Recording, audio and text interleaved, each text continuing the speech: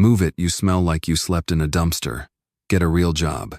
The words landed before Grant Sterling even understood who they were meant for.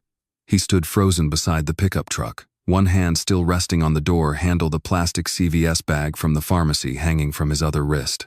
3 young men in pressed polos and designer sneakers brushed past him on their way into Cotswold Mall, laughing among themselves. One of them, tall, sunglasses pushed up into gelled hair, had shoved his shoulder hard enough to knock him half a step sideways. "Welcome to our YouTube channel. Thank you so much for taking the time to watch today's video. Before we begin, we would love to know where you are watching this video from. What time is it where you are right now? And which country are you joining us from? Is it the United States, the United Kingdom, France, Canada, or somewhere else in the world? Please leave a comment and share it with us. It would be truly wonderful if people from all around the world could connect with one another, share their stories and feelings, and spread kindness and love through every video. Thank you for becoming a part of our community. We hope you enjoy a meaningful, peaceful, and heartwarming time watching this video." Grant did not answer. He never did not anymore. He simply stood there in his faded flannel shirt, the same worn jeans he wore to inspect his own store shelves, when nobody knew his face, and let the words settle into him, the way water settles into a crack in concrete quietly, and all the way down. For one long breath, the parking lot dissolved. He was not a billionaire standing outside a mall in Charlotte. He was 17 again, in a coat, 2 sizes too small, the zipper broken since November, walking the 4 miles home from a shift stocking shelves, because the bus fare had gone toward his mother's medicine instead. He remembered the particular cold of those winters, not the postcard kind, but the kind that lived inside a person's chest, that made sleep feel like something borrowed rather than owned. He remembered lying awake on a mattress on the floor of a 1-room apartment, listening to wind cut through a window someone had patched with a garbage bag, and duct tape his stomach so empty it had stopped even complaining. He remembered a man in a nice coat once looking at him the exact same way those 3 boys had just looked at him, like something to be stepped around, not spoken to. He remembered being invisible, and somehow even now dressed the way he was, unshaven, driving his old truck instead of the cars in his garage. Some part of that invisibility had followed him his whole life, waiting behind his ribs for the right insult to let it back out. Grant exhaled slowly. He did not chase the boys down. He did not correct them. He simply watched them disappear through the sliding doors, swallowed the old familiar shame of saying nothing, and told himself, as he always did, that the man who built Sterling Hardware Co. from a single leased warehouse did not need 3 strangers to know who he was. He turned toward the pharmacy entrance to drop off the bag his mother had asked him to bring, already deciding he would not mention what had just happened to anyone. Certainly not to Ray. Ray worried enough already. He never saw where the 3 young men went after that. He climbed back into his truck 12 minutes later, pulled out of the lot, and drove north toward his office, the humiliation folding itself quietly into the same place he kept everything else he refused to look at directly. Casey Malone did not know any of that. She had no idea that the man who might have stepped in earlier had already been humiliated by the very same hands now reaching for an old woman's purse. She had just come out of the mall's east entrance, arms loaded with a case of protein bars for the gym, when she heard the cry behind her. "Please stop. Give me back my bag." Casey turned. 3 young men stood near the entrance, and one of them, the tall one, sunglasses pushed up into his hair, was holding a handbag high above an elderly woman's head while his friends laughed. The woman's grocery bag had split open on the pavement. A carton of milk had cracked and was leaking in a slow white line across the concrete. A prescription bottle lay just out of her reach. "Jump for it, Grandma," the young man said. The old woman's coat was plain but clean, her silver hair coming loose from its clip, her hands trembling, not from age, Casey realized, but from fear. "Please," she said, "my heart medication is in there." A girl beside the ringleader raised her phone, filming. "Look how she's shaking. This is hilarious." Something in Casey's chest went cold and very still, the way it always did right before her body moved faster than her thoughts. She set the case of protein bars down on the curb without looking at it, and crossed the parking lot in 6 long strides. "Give her the bag." The laughter stopped. The young man turned, sizing up her faded work shirt, her steel-toed boots, the dust of the Ferris distribution warehouse still on her forearms. "Who are you supposed to be? The person telling you to give back what you stole. She got in my way. We're teaching her a lesson." "That's not true," the old woman said, her voice shaking. "I only asked them to move." "You called me rude," the young man snapped. "Because you were rude," Casey said flatly. He stepped closer, close enough that Casey could smell his cologne over the spilled milk. "You think you scare me? I'm not trying to scare you. I'm stopping you from doing something you'll regret." She glanced toward the mall entrance toward the security guard standing just inside the glass doors watching without moving. "Are you going to help her or just stand there?" The guard cleared his throat. "We don't know what happened here. There are cameras right above your head. Check them." The young man's smile finally cracked. He threw the handbag, not handed it, through it, and it struck the old woman's chest before falling to the ground. As she bent to retrieve it, the girl with the phone shoved past her and the old woman's knees buckled. Casey moved before she had time to think about it, closing the distance and catching the woman just before she hit the broken glass scattered across the pavement. One of Casey's knees cracked against the concrete, but she held on and the fall never finished. "Are you hurt?" Casey asked, breathless. "My heart," the woman whispered. One hand pressed flat against her own chest. "It's beating too fast." Casey eased her upright, kept one steady arm around her shoulders, and turned back to face the three of them, her voice low and even. "Leave. Now. You think you can order us around?" the young man said, reaching for her sleeve. Casey did not raise her fists. She only looked at his hand until it stopped moving in the air inches from her arm. "Touch me," she said quietly, "and the cameras will show that too." For the first time, something like uncertainty crossed his face. A security manager finally hurried out from the building, took one look at the young man's polished shoes and the woman's simple coat, and told Casey not him to move along. "You're causing a scene," the manager said. "She was robbed," Casey said. "Pull the footage." The crowd that had gathered began to murmur, phones lifting on every side. "Check the tape," someone called out. Another voice agreed. The young man swore under his breath, grabbed his friends, and disappeared into the flow of shoppers before security could decide whose side to take. Casey knelt beside the old woman, gathering the spilled groceries. She could still save, finding the prescription bottle half hidden beneath the broken carton of milk. "Is this what you need?" The woman nodded, hand still shaking too badly to open the cap herself. Casey opened it for her, bought a bottle of water from a nearby vendor cart, and waited in silence while the medication took hold, and the color slowly returned to the woman's face. "They laughed," the woman finally said, staring at the mall doors like I wasn't even a person. "They were wrong, Casey. He's always so busy." "Busy doesn't mean he shouldn't know what happened to you." A faint, tired smile touched the woman's face. "What's your name, Casey?" "Casey Malone." "I'm Eleanor. Eleanor Sterling." Casey walked her to a waiting taxi, set the salvaged groceries gently on the seat beside her, and held the door a moment longer than necessary. "Why did you help me?" Eleanor asked when everyone else just watched. Casey looked back at the small crowd still lingering near the entrance, already losing interest, already turning back to their own lives. Because watching wasn't enough. The taxi pulled away. Casey turned and started the long walk toward the bus stop, the protein bars forgotten on the curb behind her, with no idea that the woman she had just carried out of danger was the mother of one of the richest men in North Carolina, and no idea that the very same young men who had humiliated her had, less than 15 minutes earlier, humiliated him too, in the exact same parking lot, without either of them ever knowing the other had been there at all. The phone rang while Grant was standing at the floor-to-ceiling window of his corner office. The city of Charlotte spread out below him in a haze of late afternoon light, and for reasons he could not have explained, his stomach tightened before he even looked at the screen. Some instinct older than logic told him something was wrong. "Mom, I'm fine, Grant." Eleanor's voice was steady, but there was a thinness underneath it that he had learned to recognize over the years, the particular calm of someone trying very hard not to sound shaken. "I'm fine now." He was already moving before she finished the sentence, crossing the office in 3 strides, his hand pressed flat against the glass as though it might hold the building still. "Now, what happened? Where are you?" "I'm in a taxi. I'm going home." "That's not what I asked." There was a pause on the line, and in that pause Grant felt every year of his life compress into a single point of fear. He had built an empire out of steel shelving and hardware stores, stretched across half the country, had signed contracts worth more money than his childhood self could have imagined existed, and none of it, not $1 of it, mattered in the 2 or 3 seconds it took his mother to answer. 3 young men, Eleanor finally said. "Outside Cotswold Mall. They took my purse. One of them pushed me and a woman helped me before I fell onto broken glass."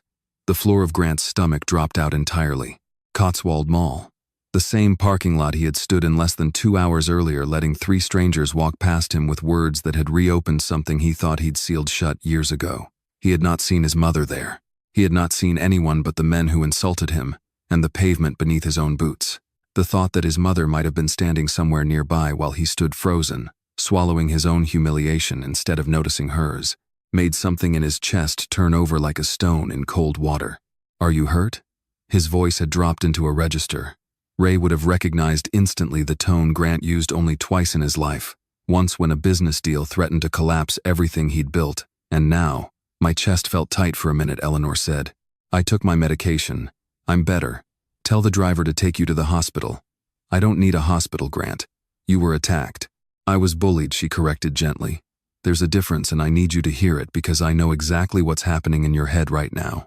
He pressed his palm harder against the glass, watching the small, distant shapes of cars threading through downtown traffic, thousands of people who had no idea that a single phone call had just filled him with a fear he hadn't felt in longer than he could remember. There's no difference to me. Silence stretched between them, the kind Eleanor always let sit before she said something important. Don't send 10 cars and 20 security guards to my house, she finally said. I mean it. I'm sending one doctor. One. Fine. One. He closed his eyes. Now tell me everything. From the beginning. Eleanor told him the 3 young men blocking her path, the purse held above her head like a taunt, the milk carton splitting open on the pavement, the phone raised to film her shaking hands. And then she told him about the woman who had stepped forward when no one else would. She didn't know who I was, Eleanor said. She thought I was just an old woman whose son was too busy to answer his phone. Grant said nothing for a long moment. Outside, the sun had begun sliding behind the western buildings, throwing long amber shadows across his desk. What was her name? Casey. Casey Malone. Did she ask you for anything, money, a phone number? No. She didn't even give me hers. Something in Grant's chest loosened slightly, then tightened again in a different way. Not fear this time, but a strange, unfamiliar ache he didn't have a name for yet. Give me her full name, he said. I want to know who she is. Why, Eleanor asked, though her voice suggested she already knew the answer. Because I want to thank her. I can thank her for you. No, Grant said. I want to do it myself. Less than an hour later, Daniel. No, not Daniel. There was no Daniel in this life. Only Ray pushed through the door of Grant's office without knocking, a habit 15 years of friendship had earned him. Ray Kowalski had grown up 2 streets over from Grant in a neighborhood where nobody's coat fit right and everybody's refrigerator hummed a little too loud from being nearly empty. He was the only person left in Grant's life who remembered him before the money, before the company, before the name Sterling meant anything to anyone outside Mecklenburg County. You called, Ray asked. My mother was attacked outside Cotswold Mall today. Ray's easy posture vanished instantly. Is she safe? She's on her way home. Get Dr. Bellamy over there, one doctor, she made me promise. Grant's jaw tightened. Then pull every camera from that parking lot. I want their faces. I want their names. I want to know where they went after they left. Ray was already typing on his phone, but he paused. You said she was attacked. By who? 3 young men. 2 guys, 1 girl. They took her purse, pushed her, filmed her while she begged for it back. Grant's voice had gone quiet, and quieter voices from Grant were always more dangerous than loud ones. There was also someone who helped her. A woman. Casey Malone. Ray's fingers stopped moving over the screen. Do you think she knew who your mother was before she helped her? My mother says she didn't. Then why do we need to find her? Grant turned from the window, and for the first rent, because she stepped forward when everyone else just watched. I need to understand why a stranger would do that. Ray studied his friend for a moment, the way he sometimes did when he sensed Grant was standing at the edge of something he didn't fully understand himself. Careful, he said finally. People who help rich men's mothers sometimes have a reason for doing it. She didn't know. Not yet, maybe. But the second she finds out who you are, that changes. Ray's voice wasn't cruel, it never was, not with Grant, but it carried the particular caution of a man who had watched too many people circle Grant's fortune like it was a light left on in the dark. I've seen it before. I'll find her. I'll pull the footage. But let me look into her first before you go anywhere near her. Grant didn't answer right away. He was thinking of Casey Malone, a woman he had never met, standing in the same parking lot, where he himself had been humiliated only hours earlier. A stranger who had chosen in the space of a single breath to do the one thing he had not done for himself. He thought of his mother's trembling hands finding warmth again in a bottle of water bought by someone who owed her nothing. Find her, Grant said quietly. But Ray, don't treat her like a threat before you even know her name. Ray nodded, though something in his expression didn't fully agree. He left the office already dialing, the mall's security office already building in the careful, guarded part of his mind a case for caution that Grant, for reasons Ray couldn't yet name, seemed unwilling to build for himself. Alone again, Grant sat down slowly at his desk, the city lights beginning to flicker on below him one by one. He thought of the cold winters of his own past, the nights when no one had stepped forward for him, when kindness from a stranger would have meant the difference between despair and something worth waking up for. He thought of a woman he had never met, choosing to be that stranger for someone else's mother, without knowing it would ever be noticed at all. For the first time in longer than he could remember, Grant Sterling, a man who owned more hardware stores than he could count, who could buy almost anything the world had to offer, found himself wanting something money had never been able to. Give him the chance to look someone in the eye and simply say, "Thank you," and mean it the way it was meant to be meant. Ray Kowalski's team worked through the night, and by the time the sun rose over the Sterling Hardware Co. headquarters, a full profile of Casey Malone sat printed on the glass conference table, the pages fanned out like evidence in a case no one had officially opened yet. 29 years old. 6 days a week at Ferris Distribution, loading and inspecting freight for almost 4 years straight. Mother deceased when Casey was young. Father Sam Malone dead 2 years now. No criminal record. One formal write-up at work 6 months prior for arguing with a supervisor who'd tried to dock a coworker's pay after an on-site injury. Ray read that line twice, something softening in his expression despite himself, before he moved on to the next page and stopped moving entirely. Sam Malone had owned a small boxing gym in the Belmont neighborhood, Malone's Boxing Gym, a squat brick building that had trained local teenagers, warehouse workers, and anyone else who couldn't afford the glass and chrome fitness chains downtown. According to the county records, the gym was 3 payments away from foreclosure. A leaking roof, a loan taken out for repairs, Sam never lived to finish paying off, and a daughter working double shifts trying to hold together what her father had spent his whole life building. Ray sat back in his chair, rubbing a hand across his jaw. This was the kind of story that made rich men feel generous for an afternoon and then forget by the following week. He didn't expect it to mean anything more than that. Then he turned to the final page, an old grainy newspaper clipping scanned and archived from a Charlotte Observer article, dated nearly 2 decades earlier, buried in the deepest layer of the background search his team had run on Sam Malone's public history. Local man pulls teen from collapsed scaffolding at Belmont construction site. Ray's hand went still on the mouse. The photograph beneath the headline showed a construction site in chaos, dust still hanging in the air, a section of scaffolding folded in on itself like a crushed soda can, workers gathered in a loose, stunned circle. In the center of the frame, a broad-shouldered man in a hard hat carried a teenage boy in his arms. The boy's face streaked with concrete dust, one arm hanging limp, his eyes half closed. Ray had looked at thousands of photographs in his years running security for Grant Sterling. He had learned to recognize faces quickly, instinctively, the way other people recognized voices. He recognized this one before he had even fully processed why his pulse had started hammering in his throat. It was Grant, 16 years old, dust-covered, barely conscious, being carried out of a collapsed construction site by a stranger. The newspaper identified only in the caption below. Local resident Sam Malone rushed to the boy's aid. Ray sat frozen for a long moment, the office humming quietly around him, the city waking up beyond the window.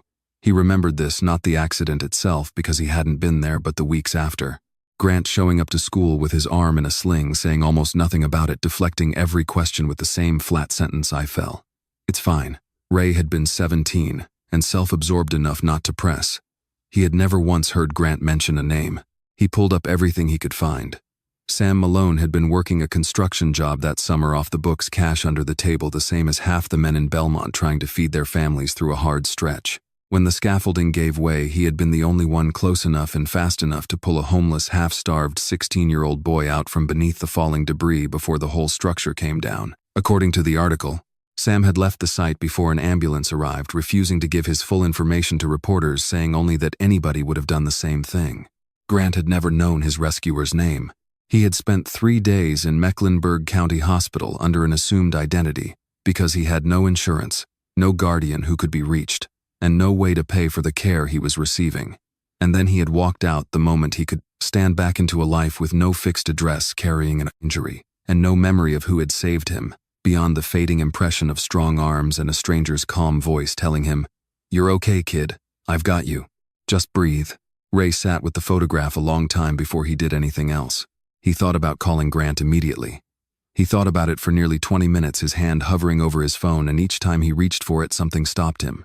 Not deception, never that, but fear. He knew exactly what would happen the moment Grant saw this photograph.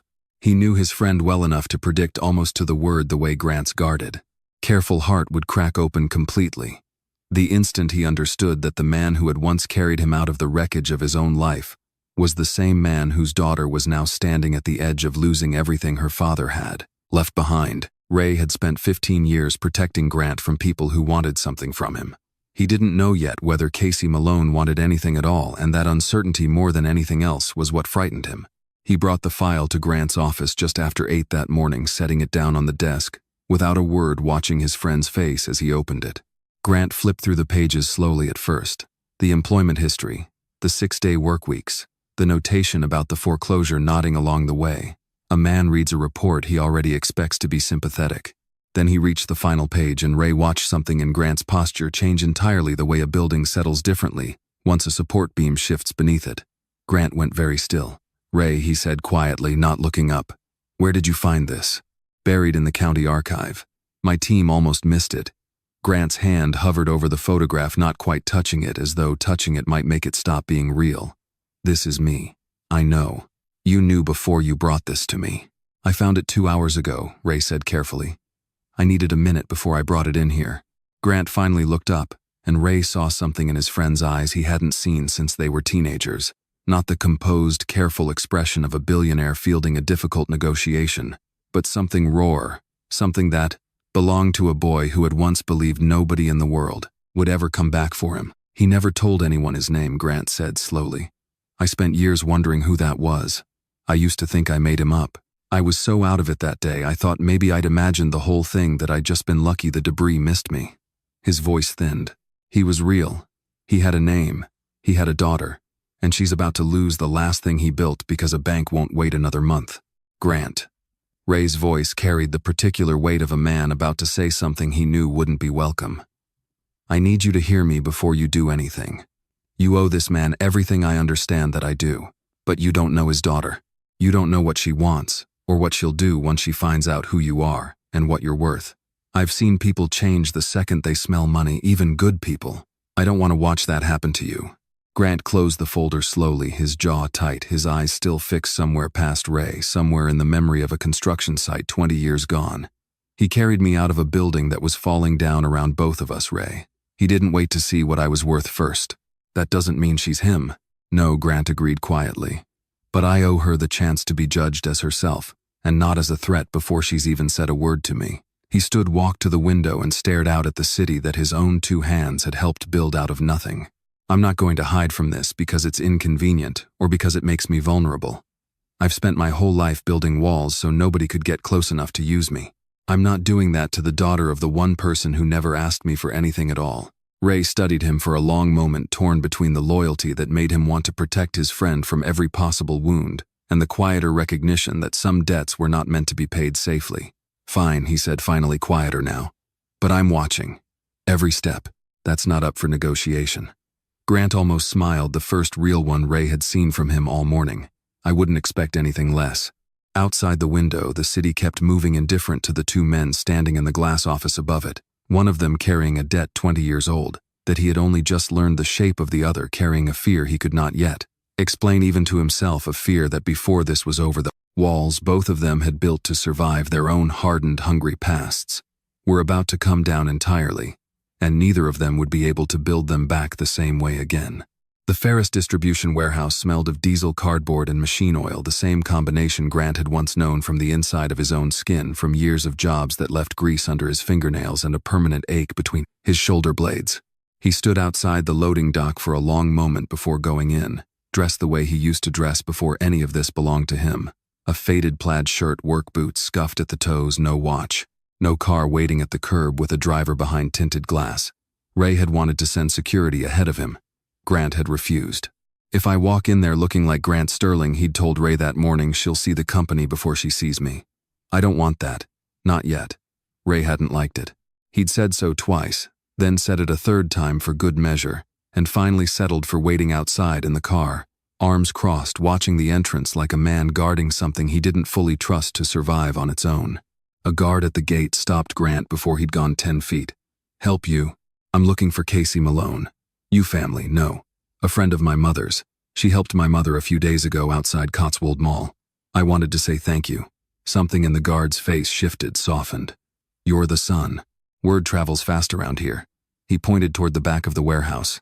She's over by loading bay 3. Grant walked through the wide steel doors into a cavern of towering shelving forklifts, humming down narrow aisles, the fluorescent lights buzzing overhead in a way that felt for a strange, disorienting moment, exactly like the warehouse job he'd worked at 19, the one where he'd learned to lift boxes twice his body weight because the alternative was not eating that week. He found her near the back hoisting a crate onto a hand truck, with the kind of ease that came only from years of repetition, sweat darkening the collar of her shirt, her forearms corded with the same lean strength Grant remembered from the men who'd once worked alongside him on nights when nobody was watching to see if they collapsed from exhaustion. A coworker nearby was laughing. "Casey, leave some work for the rest of us. You were complaining about your back 5 minutes ago." "My back's fine now." "Then grab that crate." The coworker eyed the heavy crate and found somewhere else to be. Casey shook her head, turned, and noticed Grant standing a few feet away watching. "Can I help you?" she asked, wiping her hands on a rag, her voice carrying the flat, unbothered directness of someone who had long ago stopped performing politeness for strangers. "Are you Casey Malone? Depends who's asking."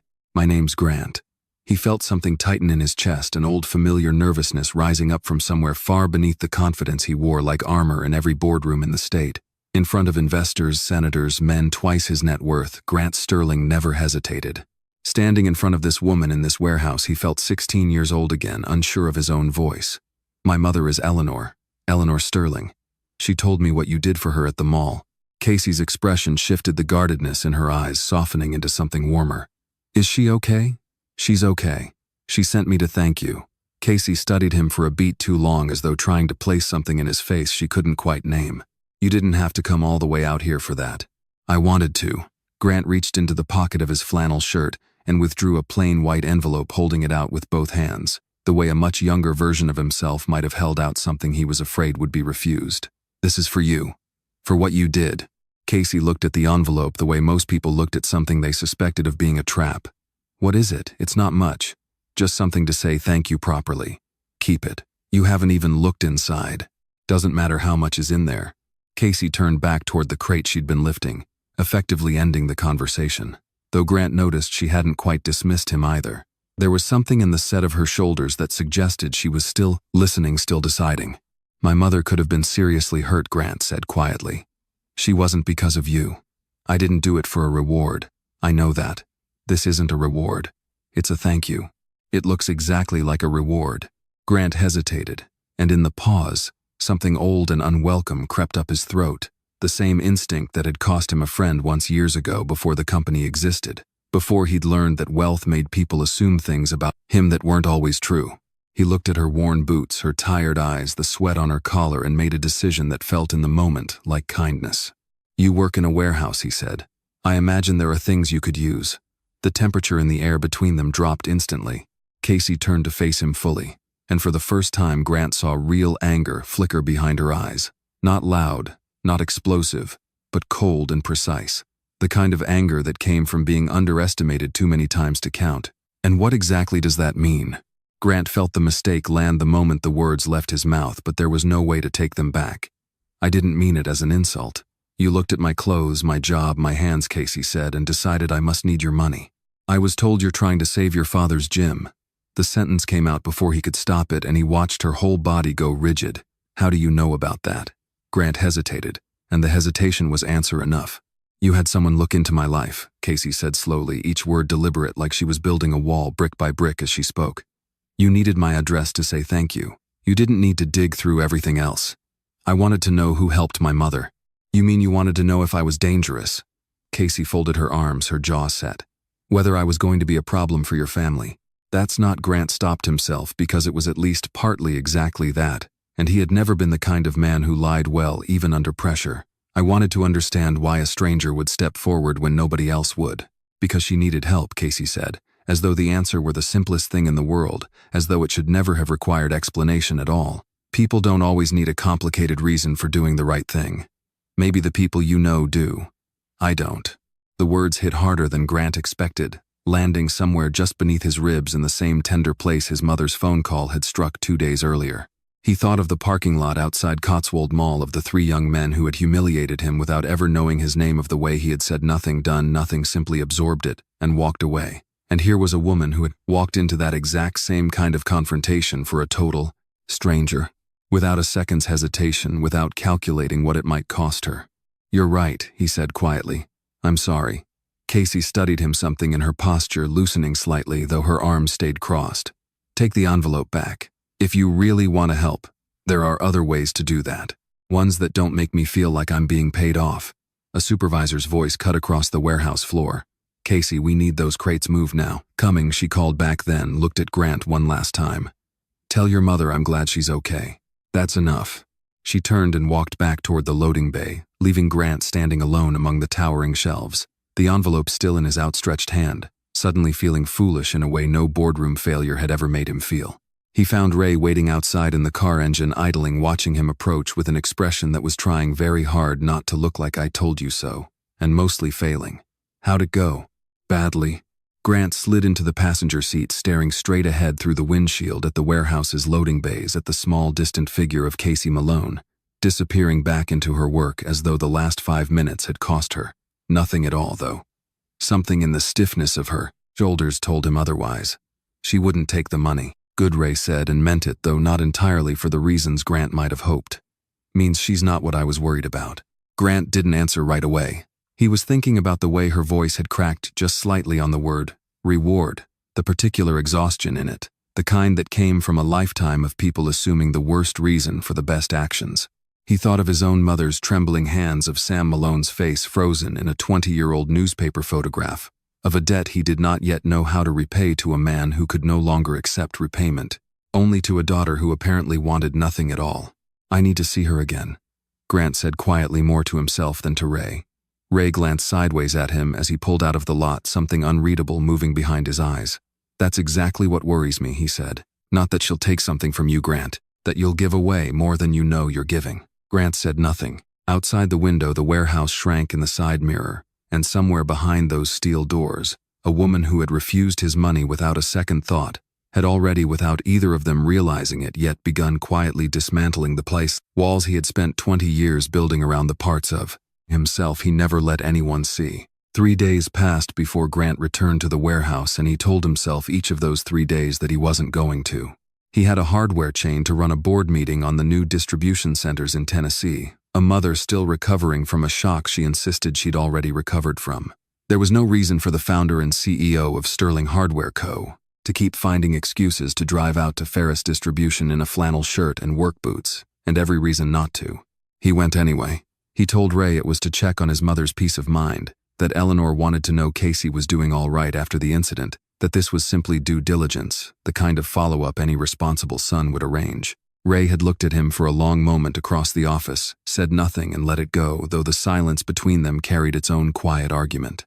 The warehouse was louder than Grant remembered from his first visit, forklifts crossing paths in tight formation, the metallic groan of a conveyor system somewhere, overhead voices calling out over the din in the clipped shorthand of people who had worked together long enough to communicate in half-sentences.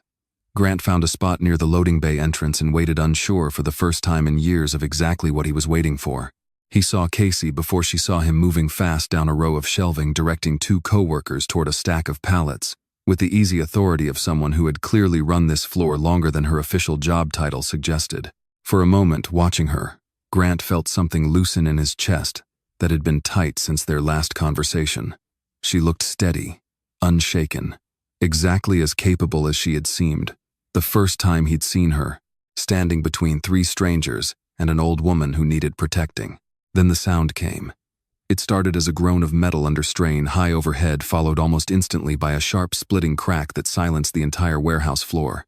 Every head turned toward the tall steel shelving unit near the far wall, where a forklift had come to an abrupt stop, its warning light flashing red, one wheel wedged at an angle that suggested something beneath it had given way. A young worker named Jake Whitfield stood on the raised platform beside the shelving, one hand gripping the safety rail, the other tugging at a warped wooden support board that had jammed against the top row of inventory. He hadn't noticed yet, none of them had not, until it was already happening, that the load above him had begun to shift. "Jake, get down from there," Casey's voice cut through the warehouse, sharp and immediate. Jake looked up, confused, still pulling at the board. "It's just stuck." The board split with a crack like a rifle shot. Above him, a row of heavy boxes tilted forward, and the platform beneath his feet lurched sideways as the damaged forklift shuddered against its jammed wheel. "Move," someone shouted. Jake tried to step back, but his safety harness had caught on a metal support bar bolted to the platform railing, and the sudden jerk of the strap sent him stumbling instead of retreating. "I'm stuck," he called out, panic breaking through his voice now. "I can't get loose." Somewhere behind Grant, a supervisor was shouting for someone to cut the power, but the machine was already dead, its controls locked, its hydraulics frozen mid-collapse. Casey ran. Grant's whole body moved to follow her before his mind had finished processing what was happening. An old, useless instinct from a life where he'd had no authority to stop anything, only the ability to run toward it. He caught her arm before she reached the base of the platform. "What are you doing? He can't get loose. Those boxes could come down on both of you." "Then stay back." Casey pulled free without slowing down and swung herself onto the lower rungs of the damaged forklift, climbing toward Jake with a speed and certainty that left no room for hesitation.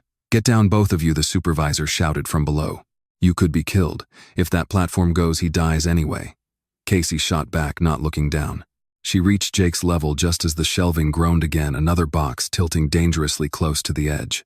Amara Grant started, then caught himself the wrong name rising unbidden from some deep, unexamined place before he corrected it in his own head, shaken by his own confusion. "Casey, you have seconds." "I know." She gripped the trapped strap of Jake's harness with both hands. "It's too tight," Jake said, his voice cracking. "I can't move my arm." "Don't look down. Look at me."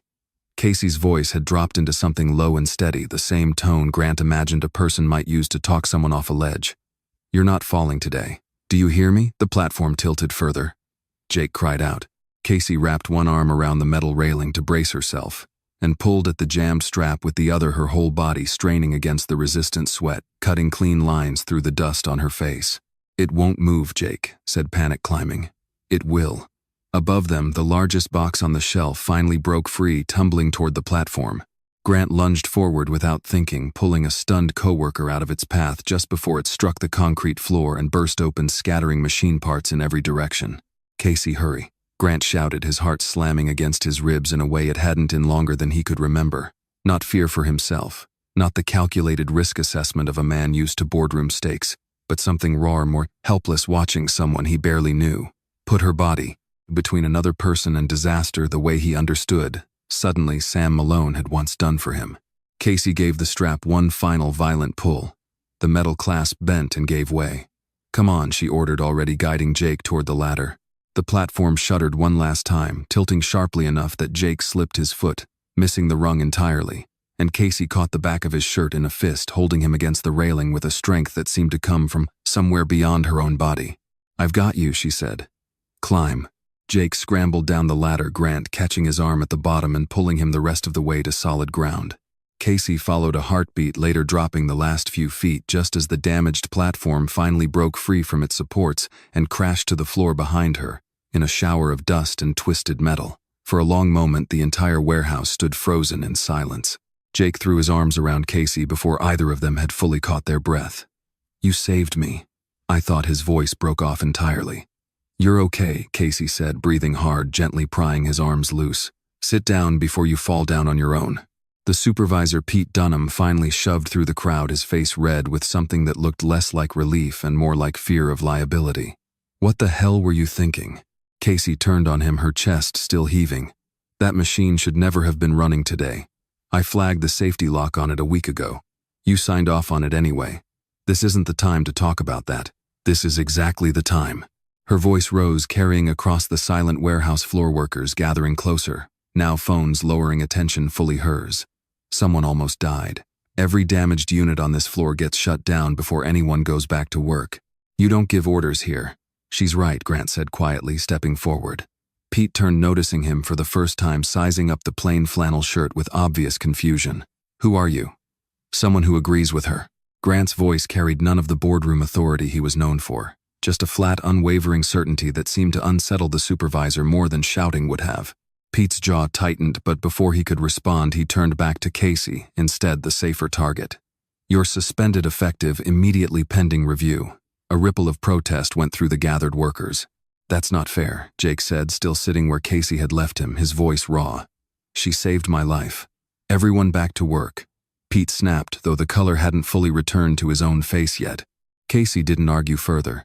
She peeled off her work gloves with slow, deliberate movements and set them down on the nearest crate, the anger in her jaw not quite matching the eerie calm in her voice. "Fine," she said. "But if another worker gets hurt because you won't fix these machines, I'll take this to OSHA myself and to every local news station that will listen." Pete's face went pale, but he said nothing further. Casey turned and walked toward the exit without looking back, and Grant found himself following the same instinct that had pulled him forward when the boxes started falling, now pulling him toward the door, toward her, toward something he could not yet name but no longer had any intention of walking away from. Casey found the doors to Malone's boxing gym still standing where they had stood her entire life, though the paint on the sign above them had faded to a color she could no longer name properly. She let herself in through the side entrance the way she always did, and stood for a moment in the quiet of the empty training room, listening to the old ceiling fan turn slowly overhead. Its blades bent slightly out of true so that it clicked once with every rotation, a sound she had stopped hearing years ago, and only noticed now in the silence when there was nothing else to distract her from it. She had been suspended for less than 4 hours, and already the walls of the gym felt heavier around her, the way they always did when the future of the place pressed too close. Her father's old boxing gloves still hung on their hook by the ring cracked at the knuckles, the leather gone soft and gray with age. She touched them without meaning to the way she always did when she walked past.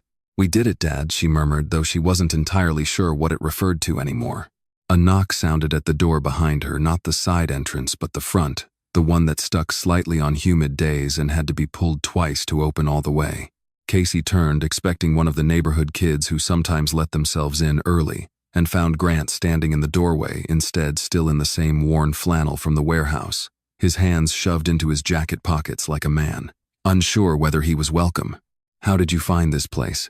You're not hard to find once someone stops being suspicious of you." Casey almost smiled despite herself, though she caught it before it fully formed. "I'm still suspicious of you.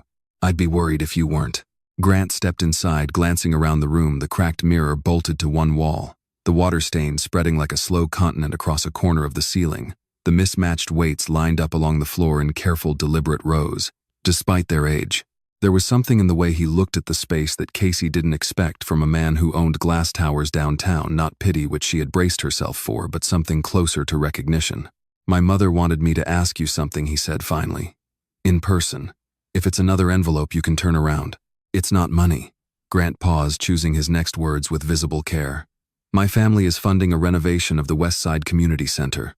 It's been closed for months, the building's falling apart, and the neighborhood's had nowhere for the kids to go after school, nowhere for anyone to train to gather, to just have somewhere that isn't the street. We want you to help us rebuild it." Casey folded her arms.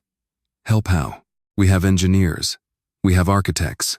What we don't have is anyone who understands the people who'll actually use the place once it's finished. What they need. What keeps them safe. What makes a space like this worth walking into every day instead of just walking." "Bust." He gestured almost involuntarily at the room around them. "You clearly know how to build something like that. Your father built it right here." "This is another reward," Casey said, though there was less conviction in it than the last time she'd said those words to him. "It's a job. You'd be paid on the record like anyone else on the project. And you'd have the right to stop anything you think is unsafe. No one overrides you. What would you be doing? Managing the project?" Casey's eyebrow lifted. "Of course you would. Standing around in clean shoes telling everyone else how to work." Grant glanced down at his own boots, the same pair he'd worn to the warehouse, already scuffed and dulled at the toes from 3 days of walking sites he technically didn't need to walk anymore. "They're not that clean," he said. "Haven't been in years, actually." Something in Casey's face shifted the corner of her mouth, threatening to give way, despite her best effort to hold it still. She looked past him toward the door, toward the street beyond it where the late afternoon light had begun turning the color of rust. "I don't want special treatment because I helped your mother. You won't get any. I want the same rules as everyone else on the crew. You'll have them. I want every payment documented. No handshake deals." "Agreed. And if I'm not doing the job well, you fire me. No hard feelings, no favors." Grant almost smiled at that, though something behind his eyes stayed serious. "Agreed. And if we don't treat you fairly, if this turns into what you're afraid it is, you walk. No questions asked." Casey studied him for a long moment, the fading light catching the dust motes drifting slowly between them, the old fan clicking overhead with its familiar uneven rhythm. She thought of the bank notice she hadn't opened yet, sitting on the desk in the back office of the 14 days that would soon become 13, then 12, then whatever number came after despair set in for good. She thought of her father's hands roughened by decades of holding pads for boys who had nowhere else to go, and what he might have said if he'd been standing here instead of her. One day, she said finally, "I'll look at the site. That's all I'm agreeing to. That's all I'm asking." The following morning, Casey arrived at the West Side Community Center before the sun had fully cleared the rooftops of the surrounding houses. The building sat at the end of a quiet, worn street, its brick walls cracked in long fault lines, its windows filmed over with years of dust weeds pushing up through the seams of the front steps. A handful of neighborhood kids kicked a half-flat soccer ball across the lot next door, their laughter carrying easily through the still morning air. Grant was already waiting outside, dressed in plain work clothes and heavy boots, a hard hat tucked under one arm. He held a second one out to her without a word. "You dress like a laborer," Casey said, taking the hat. "I am one for today. We'll see." They walked through the building together, dust rising in slow, lazy columns behind their footsteps. Inside, the ceiling had partially collapsed near the back wall, and broken folding chairs had been stacked haphazardly into one corner, gathering years of neglect. Casey ran her hand along the exposed beam overhead, testing its give. "This place needs more than paint," she said. "I know the floor's weak. I know the windows are too small for the light this room needs. I know. Then why did you bring me here if you already know all of it?" "Because I want to know what I don't know." Grant's voice carried something unguarded in it, something that made Casey glance sideways at him before she could stop herself. "You said it yourself yesterday, I stand around in clean shoes. I'd like to stop doing that if you'll let me." They walked through the building room by room, builders trailing behind them with tape measures and clipboards marking walls, noting cracks in the foundation, discussing where new supports would need to go. Grant pointed toward a section near the front windows. "We could put the training room here." "No. Why not? Too close to the main entrance. No privacy for people just starting out, embarrassed to be seen struggling. It also makes it easier to get someone outside quickly if there's an emergency." Casey considered this, surprised despite herself that the objection held some weight. "Fine. Compromised training room set back, but with a second exit built into the plan. Not just decorative. Functional. Done." Grant made a note, and something about the easy, uncomplicated way. He accepted the correction. No defensiveness. No need to prove his original idea had merit. Loosened something in Casey's chest that she hadn't realized had been clenched since the moment he'd walked into her father's gym the day before. Later, standing near the sagging section of flooring by the windows, Grant suggested placing heavy equipment there once repairs were finished. Casey shook her head immediately. "The floor slopes. It'll shift under that kind of weight. It can be repaired before the equipment arrives. It has to be repaired first. Not scheduled around, not promised for later. First." Grant looked at her for a long moment, something almost like amusement pulling at the corner of his mouth. "You challenge everything I say. You hired me to notice problems. I didn't hire you. My mother did." "That's worse," Casey said, and laughed before she could stop herself, a short, startled sound, as though the laugh had escaped before she'd given it permission. Grant stared at her for a beat, then began laughing too quietly at first, then with something more open, more unguarded than Casey had yet seen from him. For the first time since they'd met outside a shopping mall, neither of them had chosen to be in that day. The tension between them didn't feel like an argument at all. It felt instead like the first uncertain steps of something. Neither of them had a name for yet forming slowly in the dust and broken light of a building that both of them, in their own separate and private ways, were quietly trying to save. Weeks passed the way they always did on a job worth caring about, not in a straight line but in a rhythm of small victories and smaller frustrations each day, folding into the next until Casey could no longer remember exactly when the Westside Community Center had stopped feeling like a job and started feeling like something closer to hers. Every morning she arrived to find Grant already, their sleeves rolled to the elbow, a hard hat pushed back on his head, arguing amiably with a contractor about load-bearing walls in a tone that suggested he had actually read the structural reports the night before, instead of skimming them the way most men in his position would have. He carried lumber alongside the crew. He learned the names of every worker on site within the first week and used them without prompting. He never once, in all those weeks, mentioned a number that made Casey flinch. Their disagreements at first had been sharp and constant. "The kids don't need touchscreens bolted to every piece of equipment," Casey told him one morning, standing over a supplier's catalog spread across a folding table. "The screens track progress.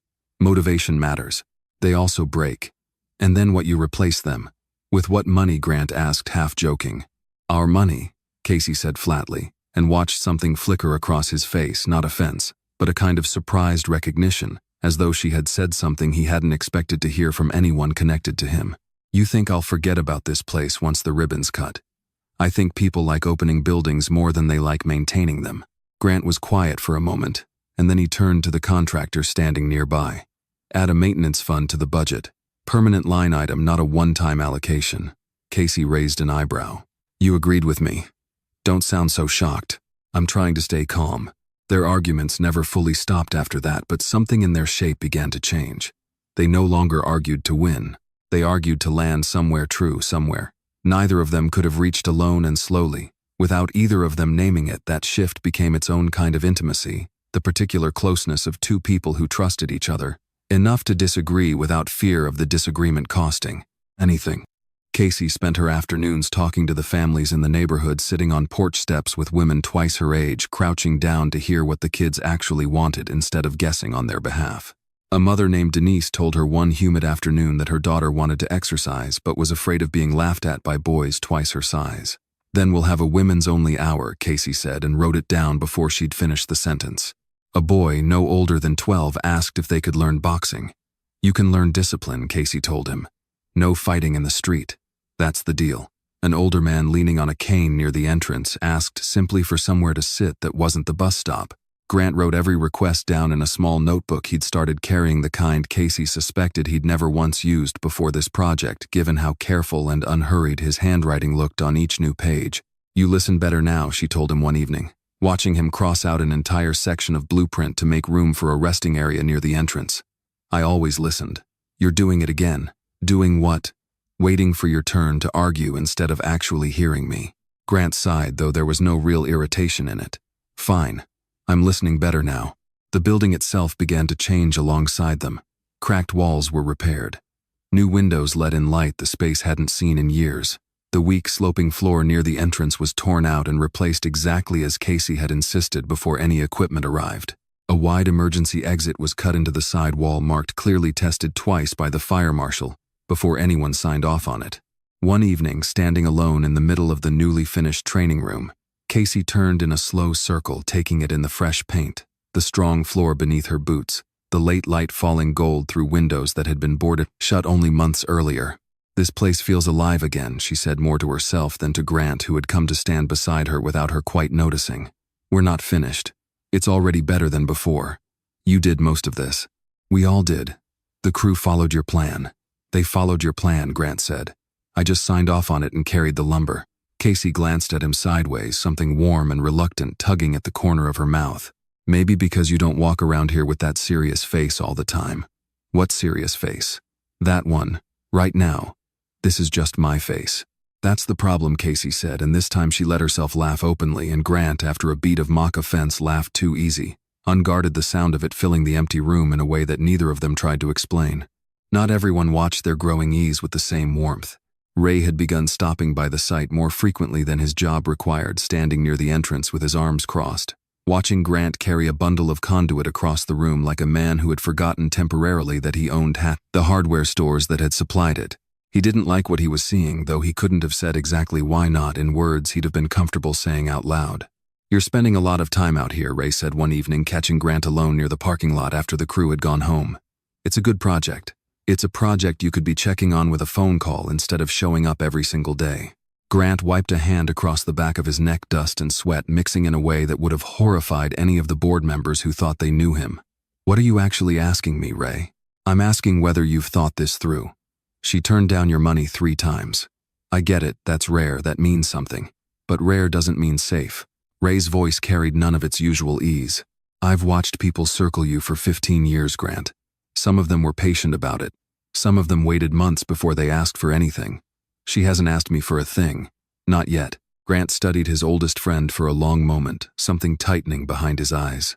You've known me longer than anyone alive. Have I ever once let you talk me out of doing the right thing when I knew it was the right thing? No, Ray admitted. But I've also never seen you look at anyone the way you look at her. Not once. Not even close. The words landed somewhere Grant wasn't prepared for, and he didn't answer right away. the silence stretching long enough that Ray finally sighed and looked away toward the community center's new windows glowing faintly with the last of the evening light. "I'm not trying to ruin this for you," Ray said, quieter now. "I just don't want to watch you get hurt by something you didn't see coming. You've spent your whole life protecting yourself from exactly that." "I know," Grant said softly. "I'm trying to learn how to stop." Ray didn't respond to that, only nodded once, and turned to walk back toward the car, leaving Grant standing alone in the gathering dark outside a building that had, without either of them fully realizing it, become something far more significant than a renovation project. A place where two people, from entirely different worlds, were slowly, carefully building something. Neither of them yet had the courage to name, while the people who loved them watched from the edges, uncertain whether to celebrate or brace for what might come next. The storm came without warning. The kind Charlotte summers sometimes produced out of nowhere, a wall of pressure that broke the humid stillness of the afternoon into sudden wind and driving rain, sending the crew scrambling for their trucks, with tarps thrown hastily over unfinished sections of drywall. Within minutes, the community center's parking lot had emptied entirely, taillights disappearing down the street in a blur of red through the downpour until only 2 vehicles remained.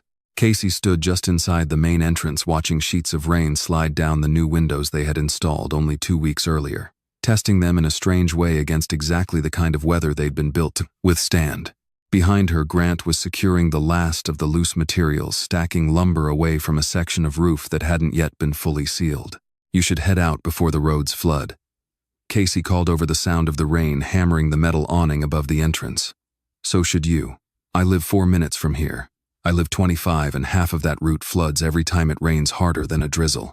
Grant set the last board down and crossed to stand beside her, both of them looking out at a storm that showed no sign of easing. "Looks like we're stuck for a while." They ended up sitting on the floor of the newly finished training room, backs against the wall beneath the row of windows, a single battery lantern between them throwing a small, steady circle of light against the dimness. Outside, thunder rolled somewhere over the western part of the city, and the wind found every seam in the old building that the renovation hadn't yet reached, humming low and constant through the walls. For a long while, neither of them spoke. The silence wasn't uncomfortable. It had become, over the past weeks, a kind of shared language between them, the particular quiet of two people who no longer needed to fill every space with conversation. Casey pulled her knees up, resting her arms across them, watching the lantern light flicker against the fresh paint on the far wall. "My father used to say something," she said eventually, her voice quieter than usual, "about nights like this, that the storms that scared everyone else were the ones he trusted most because, at least, you knew where you stood with them. It was the quiet ones that fooled you." Grant turned his head toward her slightly. "What do you mean?" He worked himself into the ground, trying to keep this place standing. "Never once complained. Every time I asked if he was tired, he'd smile and say he was fine, and I believed him because I wanted to." Casey's voice thinned just slightly, the way it did when she was choosing her words with more care than usual. "He didn't die from an illness. He died from exhaustion, from years of carrying something too heavy for one person alone, without ever letting anyone see how much it was costing him." She looked down at her hands. "I think about that a lot. How much of what killed him was quiet. How it never announced itself the way a storm does." Grant said nothing for a long moment, the rain filling the silence between them, drumming steadily against the roof they had repaired together. "I had a brother," he said finally. Casey turned to look at him fully. Something in his voice had changed, lower now, slower, each word arriving as though it had to be located first, dug out from somewhere he hadn't opened in a long time. Danny, Grant continued. 2 years younger than me. He stared straight ahead at the wall opposite them, not at her, as though it would be easier to say the rest of it to the empty room than to her face. "After our father left, our mother worked 2 jobs just to keep the lights on. When I was 19, Danny and I both took shifts at a poultry processing plant outside the city, night shift, minimum wage. The kind of place that ran the line as fast as it legally could and cut every corner it thought it could get away with." Casey didn't move. She didn't speak.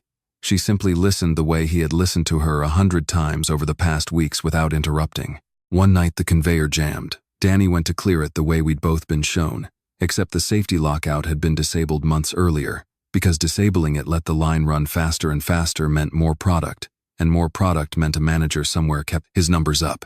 Grant's jaw tightened, the muscle working beneath his skin. "I was 5 yards away. I heard it before I understood what it was. Grant." Casey's voice had gone very soft. "I didn't make it to him in time. Nobody did." He exhaled slowly, a long, controlled breath, the kind of breath a person used when they had practiced for years, keeping the next part of the sentence from breaking apart entirely. The company called it an isolated equipment failure. They paid my mother a settlement that covered the funeral, and almost nothing after that. Nobody was held responsible. Nothing changed on that line for years afterward, as far as I know. The lantern light flickered once, steadying again, throwing long shadows across the floor between them. I promised myself, standing in that hallway, waiting for someone to tell me something that wasn't already obvious, that if I ever had the power to build something, I'd build it so no one who worked for me would ever be treated like a number that could be replaced by morning. Grant's voice was barely above the sound of the rain now. That's Sterling Hardware Co. That's the whole company underneath everything else it's become. It started in a hallway outside a plant in Gastonia, with my brother's blood on my hands and nowhere to put the grief, except into something I swore would matter. Casey reached over slowly and took his hand, not saying anything at first, simply holding it, letting the weight of her grip say what words might have gotten in the way of. "Who else knows this?" she asked finally. "The real version. Not the headline version people read in business magazines. My mother. Our family lawyer, because he had to." Grant turned to look at her for the first time since he'd started speaking. His eyes rimmed red but dry, the particular dryness of a man who had cried this story out completely years ago, and had nothing left now but the bare aching shape of it. "Not Ray. Not the board. Not anyone I do business with. I built an entire company around a wound I've never actually let anyone look at directly." He paused. "Until tonight. Why me?" Grant was quiet for a long moment, listening to the rain, to the wind, finding its way through the old seams of a building that had been broken and was slowly, carefully being made whole again. "Because I watched you climb onto a machine that was falling apart to save someone you barely knew without stopping to think about what it might cost you," he said finally. "And for 1 second I saw exactly what Danny would have done if he'd had the chance. I saw what I wasn't fast enough to be that night." His voice caught slightly. "You're the first person who's made me feel like I could say his name out loud without the whole room going quiet with pity. You just listened. The way you're listening right now." Casey's grip on his hand tightened. Outside, the storm had begun to ease slightly, the drumming rain softening into something steadier, less violent, though neither of them moved to acknowledge it. Both of them still caught in the quiet gravity of everything that had just been said. "Thank you," she said finally, "for trusting me with that. Thank you for making it feel safe too." They sat together in the dimming lantern light long after the worst of the storm had passed, neither of them in any hurry to break the silence that had settled between them, a silence that no longer felt like the absence of words but like something fuller than words could have managed on their own. Somewhere in the quiet space between one lightning flash and the next, something between them had shifted permanently, though neither of them said so out loud. They didn't need to. Casey had spent her whole life learning to recognize the difference between people who performed vulnerability and people who simply handed it to you unguarded because they trusted you not to drop it. Grant Sterling, sitting on the floor of a building he had helped rebuild with his own 2 hands, had just done the second thing for the first time in 12 long, carefully guarded years, and something in the quiet, steady way Casey held on to. His hand told him more clearly than any words could have that, whatever came next, he would not be carrying that particular weight alone anymore. The invitation arrived at Malone's boxing gym, on heavy cardstock, embossed with the Sterling Hardware Co. logo, and Casey almost threw it away before Eleanor's handwritten note slipped out from beneath the formal print. "Please come. The center deserves to be seen, and so do you." She stood in the back office holding the card for a long time, turning it over in her hands the way she might have turned over a piece of evidence she didn't fully trust yet. She had told herself for 3 weeks now that whatever was growing between her and Grant belonged to the dust and drywall of the community center, to the quiet, unglamorous work of 2 people building something together with their hands. A company gala at the Ritz-Carlton downtown belonged to a different world entirely, one she had no intention of pretending she was part of. She went anyway. She told herself it was for Eleanor. She told herself it was one evening, nothing more. She stood in front of the mirror in her small apartment that evening longer than she wanted to admit, smoothing the front of a simple dark green dress she'd found on sale 2 years earlier and never had an occasion to wear. She tied her hair back the way her father always liked it, clipped in her mother's small gold earrings, the only jewelry she owned that had ever mattered to her, and studied her reflection with the same critical, unsparing eye she used on every unfinished wall at the community center. The driver Grant sent arrived precisely on time. Casey climbed into the back seat, smoothing the dress over her knees, and said nothing the entire ride downtown, watching the city lights slide past the window in long, silent streaks. "You sure this is the right address?" she asked when the car finally slowed. "Yes, ma'am," the driver said, glancing at her in the mirror with something like a smile. "Tonight it is." "I'm not a ma'am." "Tonight," he said again, "you are."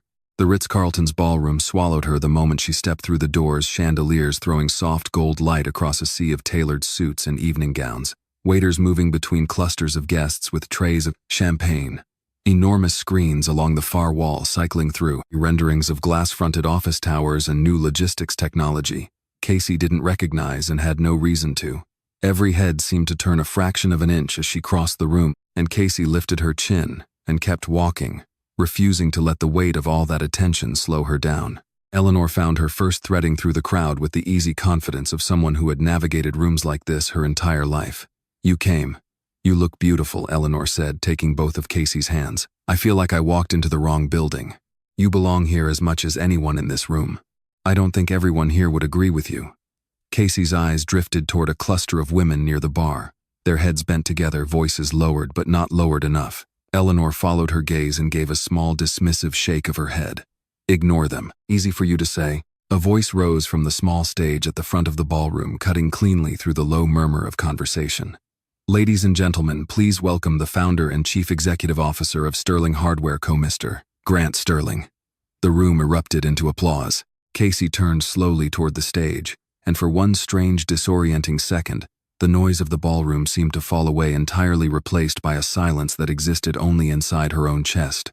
Grant walked into the light wearing a black suit that fit him the way no flannel shirt or dusty work boots ever had. A stranger's polish laid over a face she had spent the last month learning to read in the quiet, unguarded moments of a half-finished building. Behind him, the massive screens shifted to display photographs of Sterling Hardware Co. locations, stretching across a dozen states. The company's expansion plans, its projected earnings, its name in letters, 20 feet tall. Grant Sterling, founder, chief executive officer, billionaire. The words on the screen did not match the man she knew, and yet they were the same man standing in the same light, wearing the same careful, deliberate expression he wore whenever he was about to say something he'd rehearsed to keep from saying something truer. Grant scanned the crowd as he spoke a few opening remarks about the company's growth, the new logistics center opening outside Nashville, and found her face near the back of the room. Something in his expression faltered just slightly, just long enough for Casey to see it. He had not been a project manager standing beside her in the dust of an unfinished building. He had never once corrected the assumption she'd made about him that first day at the warehouse, had let her believe week after week that he was simply a man with time on his hands and a mother who'd asked a favor of him. He had told her about his brother, about the hallway outside the plant, about 12 years of silence he'd broken only for her, and yet he had let this part of himself, this entire tower of glass and steel and public records, stay hidden until a stage and a microphone did the revealing for him. Casey stopped breathing for a moment, the shock settling into her chest, slow and cold like water, finding the lowest point in a room. When the speech ended, Grant came down from the stage and crossed the ballroom toward her, weaving between guests who reached for his hand, his shoulder, his attention, none of whom he stopped for. "Casey." She took a step back before she'd fully decided to. "You lied to me."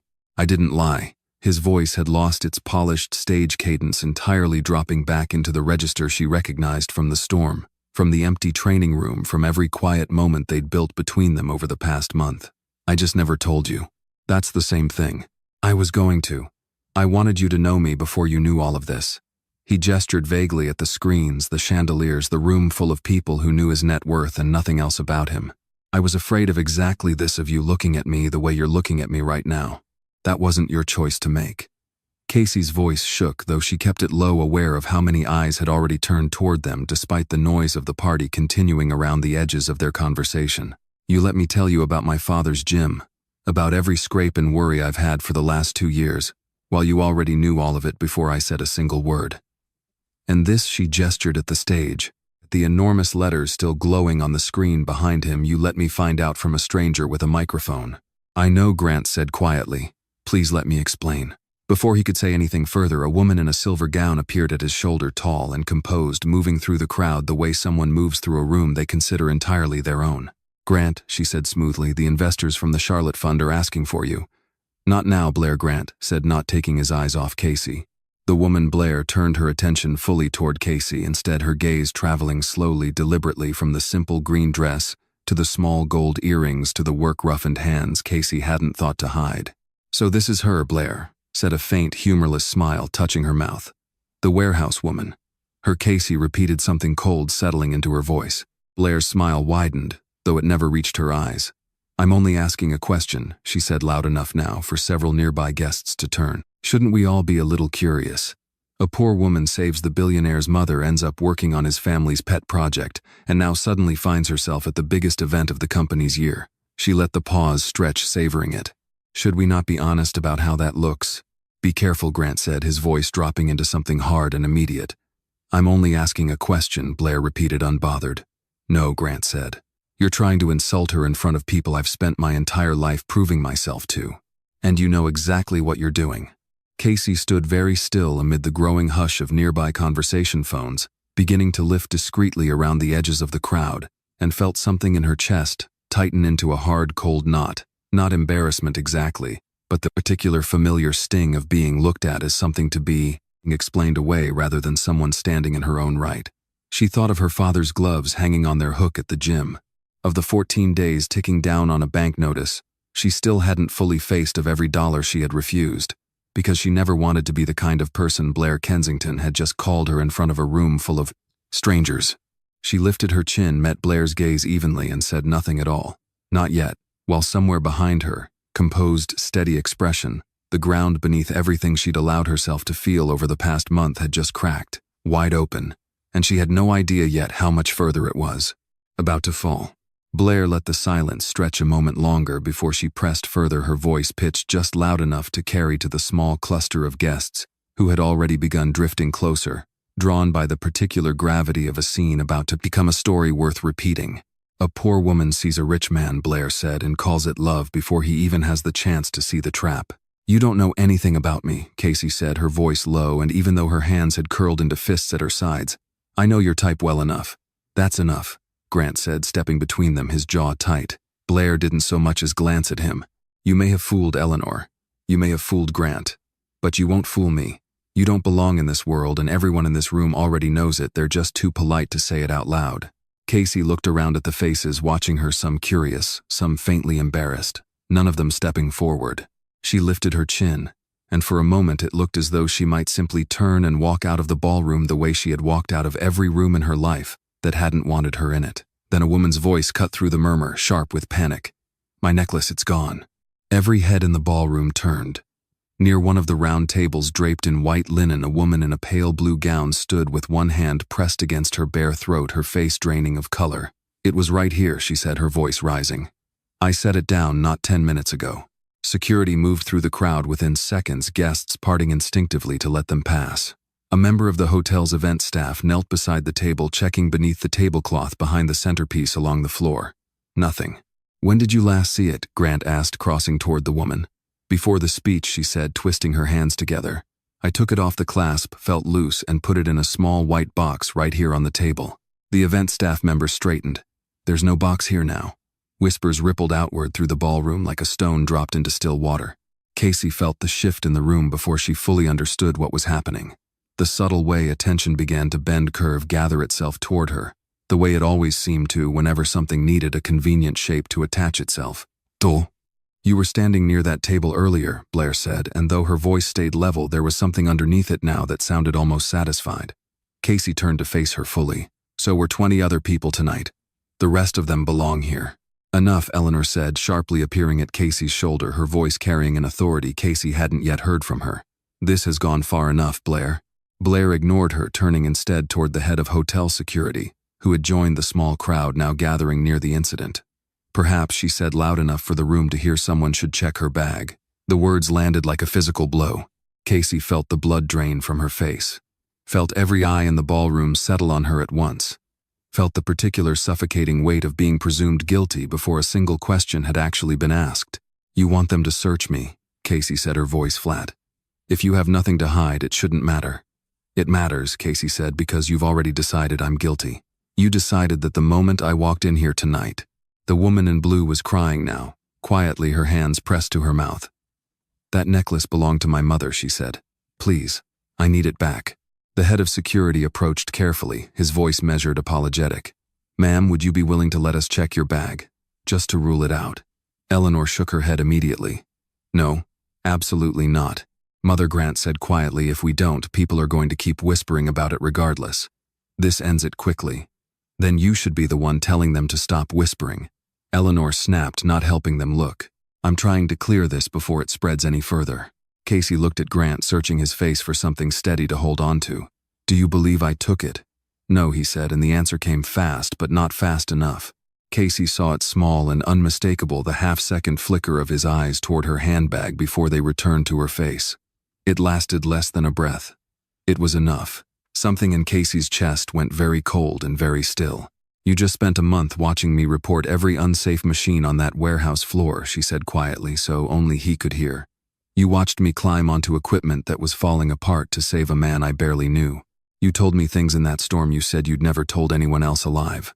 Her voice didn't rise, but it shook. "And you still had to check. I said I don't believe you took it. That's not the same as trusting me completely."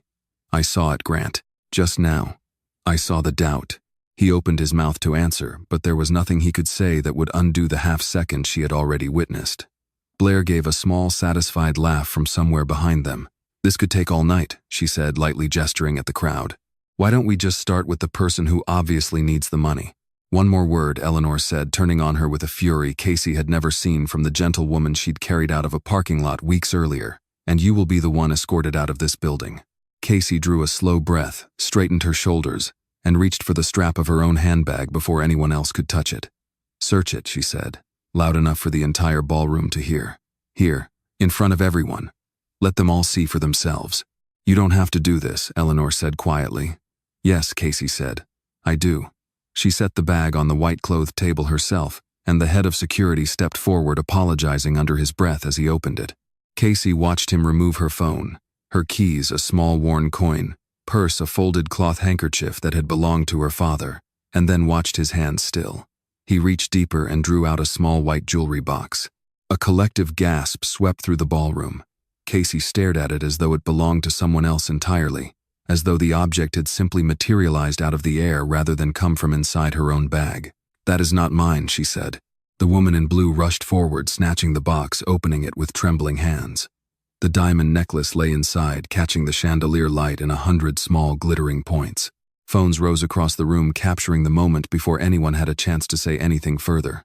Blair pressed a hand to her mouth, an expression of manufactured shock settling perfectly seamlessly onto her face. "I knew it," she said, just loud enough to be heard. Casey turned slowly to look at Grant, her voice barely above a whisper, now stripped of everything but the raw disbelief underneath it. "I didn't put that in my bag." Casey Grant's face had gone pale, his voice unsteady. "Tell me what happened." "I just did." She looked around at the crowd, at the dozens of phones still raised, at the woman in blue clutching her recovered necklace, at Blair Kensington's carefully composed expression of vindicated suspicion. "I have no explanation for something I didn't do." The head of security cleared his throat uncomfortably. "Ma'am, we may need to involve the police." "No one is calling the police," Eleanor said, stepping fully between Casey and the growing crowd, "until we know exactly what happened here tonight." "The necklace was in her bag," Blair said, as though the matter had already been settled. Eleanor rounded on her, unflinching. "And my purse was in the hands of 3 teenagers outside a shopping mall not long ago." "Did that make it theirs? That's different." "It is not," Eleanor said. "Finding something in someone's possession does not explain how it got there."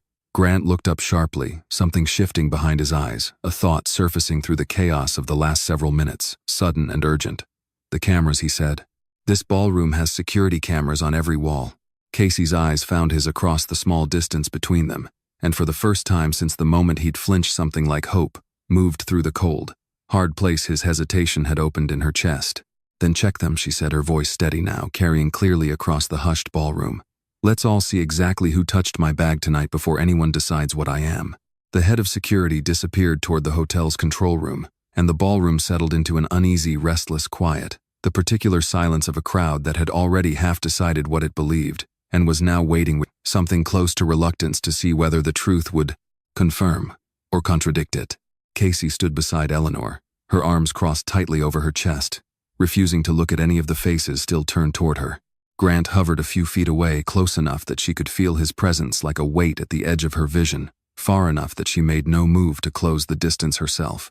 "This is a waste of everyone's evening," Blair said, glancing at the small gold watch on her wrist, though nothing in her posture suggested she was in any hurry to leave. "Then wait somewhere else," Eleanor said, not bothering to look at her. Several minutes passed before the head of security returned a tablet in his hand, his expression carefully neutral in the way of a man who had already seen something he wasn't yet ready to announce. "We've pulled footage from the camera nearest that table," he said. "I'd like everyone directly involved to see it together before this goes any further." A large screen at the side of the ballroom, the same screen that had displayed Grant's company projections less than an hour earlier, flickered to life instead, with grainy time-stamped security footage. The room fell silent. The video showed the woman in blue removing her necklace at the table, setting it carefully into a small white box, and turning to speak with another guest nearby. A minute passed. Then a second figure entered the frame, a young woman in a black dress moving with quiet, unhurried purpose. She reached the table, glanced once around the room, and slid the box beneath a folded napkin, before walking away with it tucked against her side. "That's not me," Casey said immediately, though no one had suggested it was. Her voice came out sharper than she intended, adrenaline still running hot beneath her skin. "Keep watching," the security chief said. The footage advanced. The same young woman crossed the ballroom floor, weaving between tables, until she reached the spot where Casey's handbag hung from the back of an empty chair, while Casey herself stood several feet away, deep in conversation with Eleanor, near the entrance. The young woman glanced toward the edge of the frame, toward someone standing just outside the camera's angle, and received the faintest, almost imperceptible nod in return. Then she opened Casey's bag and slid the white box inside before walking calmly away, as though she had done nothing more than adjust a chair. A gasp swept through the gathered crowd. "Who is that someone near the front?" asked. The head of security paused the footage and zoomed in on the young woman's face. Recognition rippled through several of the guests before anyone said her name aloud. "That's Paige," a woman near the bar murmured. "Paige Donnelly. She works for Blair." Every head in the ballroom turned slowly, deliberately toward Blair Kensington. "That proves nothing," Blair said quickly, though something in her voice had thinned, lost its earlier polish. "Perhaps she was simply moving it somewhere safer."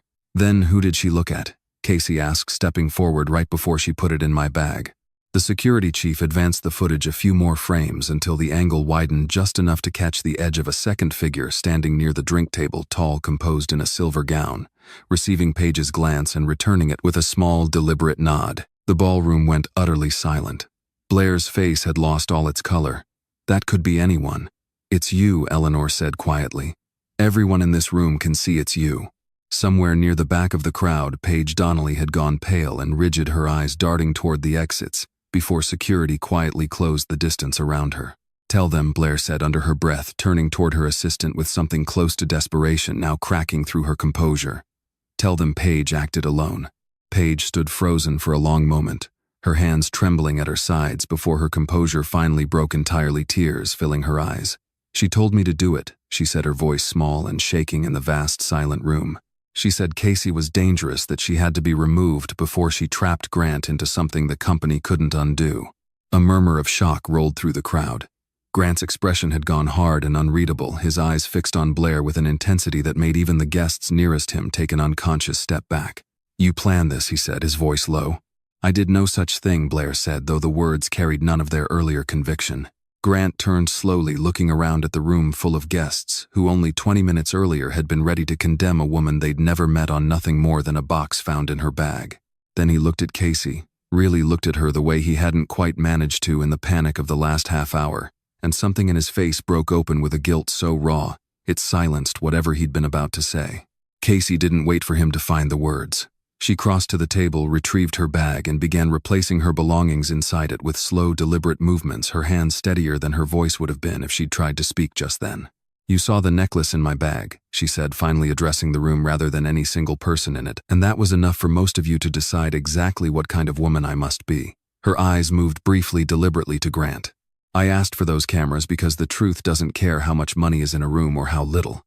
It doesn't change depending on who's asking the question." No one spoke.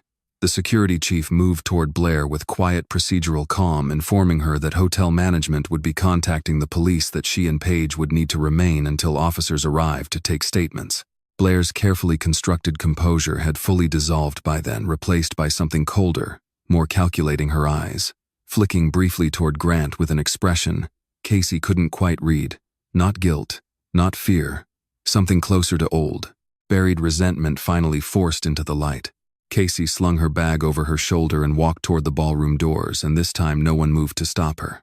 Grant caught up to her just outside the entrance, the noise of the ballroom fading behind the closing doors. "Please," he said. "Give me 1 minute." Casey turned to face him on the wide marble steps outside the cool night air, a stark relief after the suffocating heat of the ballroom. 1 minute for what? To explain. You already had time to explain, Grant. Back in there when everyone was staring at me like I was something to be swept out with the trash that was the moment. And you hesitated. Her voice cracked slightly on the last word, and she hated herself for it. You told me things in that storm that I don't think you've told another living soul. And less than a week later I watched you decide even for half a second that I might be capable of something like this. I wasn't sure what I was looking at. That's exactly the problem. Casey wrapped her arms around herself against the night air, though the cold she was fighting had very little to do with the temperature. I don't need you to be perfect, Grant. I need you to trust me the way I've trusted you completely, even when it costs something. And tonight, when it actually cost something, I watched you flinch. Grant stood on the steps, the golden light of the hotel entrance spilling out around them, and found for the first time in longer than he could remember that he had absolutely nothing to say that wouldn't sound like an excuse. Somewhere behind them, through the closed doors of the ballroom, the low murmur of 100 conversations continued about Blair, about the necklace, about the woman who had walked out with her chin held high while the truth caught up behind her. But Casey was already moving down the steps toward the street, and Grant, rooted to the marble beneath his own feet, understood that whatever said next would either begin to close the distance widening between them or seal it shut for good. Morning arrived the way it always did after a night like that. Indifferent, ordinary, the sun climbing over Charlotte's skyline as though nothing had happened at all. Casey woke to the buzz of her phone against the nightstand over and over, until she finally reached for it and found more than 30 missed notifications waiting on the screen. The first was a video clip 14 seconds long, cropped and reshared a dozen times over already. It showed the exact moment the white jewelry box emerged from her handbag, the gasp of the crowd, the flash of the diamond necklace catching the light, and nothing after that. No footage of Paige Donnelly's trembling confession. No footage of Blair Kensington's small, damning nod. The clip ended precisely where the lie was most convincing, and someone or several someones had made sure of it. Casey scrolled through the comments with a numbness that felt almost clinical, as though she were reading about a stranger. Gold digger. Knew exactly what she was doing. Poor little warehouse girl trying to trap a billionaire.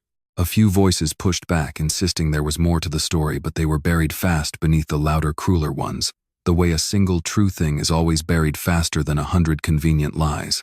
Her phone rang. Jake. Casey, have you seen the videos? I've seen them. They're not the full story. I know what actually happened. I know you do. She sat up slowly, pressing the heel of her hand against her eyes. What's going on at the warehouse? A pause longer than she liked. People are talking. Dunham called a meeting first thing this morning. Her stomach tightened. About what he says the company can't have workers bringing this kind of attention with them. Casey, I think they're going to let you go. I was cleared. There's footage. There's a confession. I told him that. He said it doesn't matter. The clip that's spreading is the only thing most people are going to see. She reached the warehouse an hour later to find Pete Dunham waiting in the manager's office with the warehouse director, a printed letter already resting on the desk between them, the ink barely dry. Neither man asked her to sit. Casey, the director said, not quite meeting her eyes. We've decided to end your employment effective immediately. She stood very still. Because of a lie that's already been disproven. Because of the exposure this has brought to the company. Customers have called corporate directly. Some are asking why we employ someone connected to a theft accusation regardless of how it was resolved. I wasn't just connected to it. I was falsely accused, and it was proven on camera in front of 100 witnesses. The clip that's circulating doesn't show that part, Dunham said, arms folded. So you're punishing me for something someone else edited. This isn't personal, Casey. It feels personal. She looked at Dunham directly. Is this also about the safety report I filed last month? The one you signed off on ignoring right before that platform nearly killed Jake? Dunham's jaw tightened, but he said nothing. That's a separate matter, the director said quickly. It's not, Casey said. It's the same pattern. I speak up, and eventually, one way or another, I become the problem instead of whatever I spoke up about. She looked down at the letter on the desk for a long moment, then picked it up, folding it once before tucking it into her bag. You knew that machine wasn't safe. You knew I'd already told someone.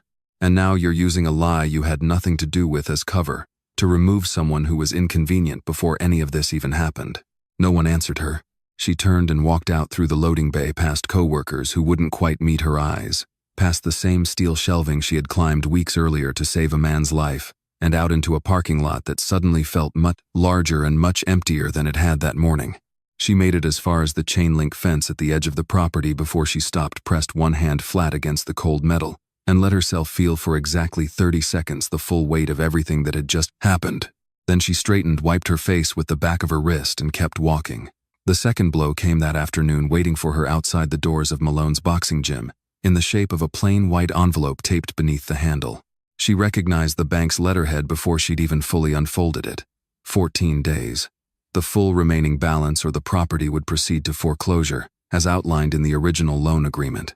No exceptions. No further extensions available. Casey stood in the doorway for a long time, the envelope trembling slightly in her hand before she stepped inside and let the door swing shut behind her. The training room was empty at this hour, the afternoon light slanting low through the new windows they'd installed together weeks ago at the community center. Though this building, her father's building, still carried the water stain across one corner of the ceiling that had never been fixed. The same broken fan turning slowly above the ring, clicking once with every rotation the way it always had. She sat down on the old bench along the wall and looked up at her father's gloves hanging on their hook, the leather worn soft with age, and for the first time since his funeral she let herself cry, not loudly, not for long, but completely, the way a person cries when they've been holding something upright by sheer will for far too long, and finally quietly let it fall. "I'm trying, Dad," she whispered. Her phone buzzed against the bench beside her. "Grant." She let it ring out. It rang again almost immediately, and this time against every instinct telling her not to, she answered. What she said flat. "I heard about the warehouse. How I made some calls." "Of course you did." She closed her eyes. "They had no right to fire me. They didn't. I can speak to the owner directly. I can have this reversed by tomorrow morning. I don't want that job back, Grant." "Then let me help with the gym. I already know about the bank notice." Something cold moved through her. "How?" I asked Ray to check. "You searched again." Her voice shook now, not with sadness but with something harder. "After everything last night, I was trying to help." "You keep using that word like it excuses everything else." Casey stood pacing toward the window, staring out at the street where two boys were dribbling a basketball past a row of parked cars, oblivious to everything happening inside. "I can pay the full loan balance today," Grant said. "Right now. One phone call." "No. Casey, listen to me." "I am listening." Her voice cracked just slightly before she steadied it again. "The amount you'd pay without thinking twice is the difference between my father's entire life's work surviving or disappearing. That's not a small thing to you, Grant, but it means you'll never understand what it costs someone like me to say no to it." "I think money would stop the bank," he said quietly. "That's all I'm trying to do. There's always a cost with you, even when you don't see it." He went silent on the other end of the line, and in the silence Casey could hear faintly the hum of a city he ruled a small corner of without ever quite understanding what it had cost people like her to survive it. "Let me fix one thing," he said finally. "You cannot fix trust with money," Casey said, her voice quieter, now worn thin by the whole long, brutal day. "I know you told me the truth about Danny. I know that cost you something real. But last night, when it mattered, when the whole room was deciding what kind of woman I was, you hesitated. And I don't know yet how to hold both of those things about you at the same time. What do you want me to do?" She looked up at her father's gloves one more time, at the water stain spreading slowly across the ceiling, at the 14 days, now counting down toward a number she didn't yet know how to face. "Nothing," she said. "For once I want you to do absolutely nothing, and let me find out whether I can survive this on my own." She ended the call before he could answer, set the phone face down on the bench beside her, and sat alone in the fading afternoon light of a building her father had built with nothing but his own two hands, beginning for the first time in her life to understand exactly how heavy the silence must have felt to him every single night he had carried it without ever once letting her see him struggling to hold it up. Ray hadn't slept. He sat at his desk long after the rest of the Sterling Hardware Co. offices had emptied for the night. A single lamp burning against the dark windows, a stack of legal archives spread across the surface in front of him, like the ruins of something he was trying piece by piece to rebuild into a shape he could understand. He wasn't doing this for Grant this time. He was doing it in spite of him. The guilt had settled into his chest the moment he'd watched that ballroom footage, the moment he'd realized with a sickening clarity that the lunch schedules, the security notes, the offhand mentions of Casey's financial troubles he'd shared with Blair over the past month. Believing he was protecting his oldest friend from a threat that had never actually existed might have been the very thread Blair had pulled to weave the whole trap together. He needed to know why. He needed to understand what a woman like Blair Kensington actually wanted badly enough to risk so much to get it. He started with the paper trail nobody at Sterling Hardware Co. ever looked at anymore. 12 years of acquisitions buried under holding companies and shell corporations filed away in an archive. Nobody had reason to open unless they were looking for something specific. Ray wasn't entirely sure at first what he was looking for. He simply kept pulling threads. He found it a little past midnight. A transaction structured through 3 separate shell entities over the course of 8 months, culminating in the quiet, complete acquisition of a controlling stake in a company called Voss Poultry Processing, a mid-sized operation outside Gastonia that had, according to the filings, ceased all operations within 18 months of the sale. Its assets liquidated, its equipment sold at auction, its remaining debts absorbed and closed out. Ray sat back slowly in his chair. Voss Poultry Processing. The plant. Grant's plant. The one Ray had never heard. Named directly in 12 years of friendship. Only ever referenced as the accident, the tragedy, the thing that happened before the company existed. Spoken of so rarely and so carefully that Ray had eventually stopped expecting to ever hear the details at all. He pulled the signature page. The buyer was listed under a holding entity called Riverbend Capital Partners, but buried 3 layers down in the ownership structure. In a registered agent filing that had somehow never been fully scrubbed from the public record, was a single name: Grant A. Sterling, sole beneficial owner. Ray's hands went cold. He sat with it for a long moment, the office silent around him, except for the low hum of the building's ventilation system, and then almost against his will, he kept reading because a single acquisition, however strange, didn't explain the venom in Blair Kensington's voice the night before the deliberate personal cruelty of watching her orchestrate a public humiliation with such obvious practice satisfaction. There was something else here. There had to be. He found it in the corporate history filed alongside the original incorporation papers for Voss Poultry Processing, decades old, scanned into the county archive, along with everything else nobody had thought to hide carefully enough. Founder and President Walter Voss. Listed dependent Blair Voss. Born Ray stared at the screen for a long time before he picked up his phone. Grant answered on the second ring, his voice rough with something that sounded like it hadn't slept either. Ray, it's late. I know who Blair Kensington is, Ray said without preamble. Her real name, before she changed it. Silence stretched on the line. Grant. Ray's voice had gone quiet, careful the way a person spoke when they already suspected the answer would hurt someone they loved. Her maiden name was Voss. Blair Voss, daughter of Walter Voss. The silence on the other end lasted so long that Ray checked the screen to make sure the call hadn't dropped. Grant. I heard you. Grant said finally, his voice barely above a whisper. You bought her family's company, Ray said. 12 years ago. Through 3 shell entities I almost missed entirely. You dismantled it. Liquidated everything. It never operated again after you took it apart. He paused, forcing the next part out even though every instinct told him to stop. You've never told me that. Not once in 12 years. I didn't do it to hurt her. Grant's voice had thinned into something Ray barely recognized. Not the composed, careful register of the man who ran boardrooms, but something rawer, older, closer to the boy Ray had grown up beside in a neighborhood where nobody's coat fit right. I did it so what happened to Danny could never happen to anyone else who worked there. I found out the safety violations that killed him had been documented for years and ignored every single time. I found out the company had settled 3 prior near misses quietly off the books to avoid exactly the kind of scrutiny that might have saved him. So I bought the company, and I made sure it could never operate that way again, not for anyone. By destroying it, and her family with it. I didn't know she existed until years after the sale was finalized. Grant's voice cracked slightly.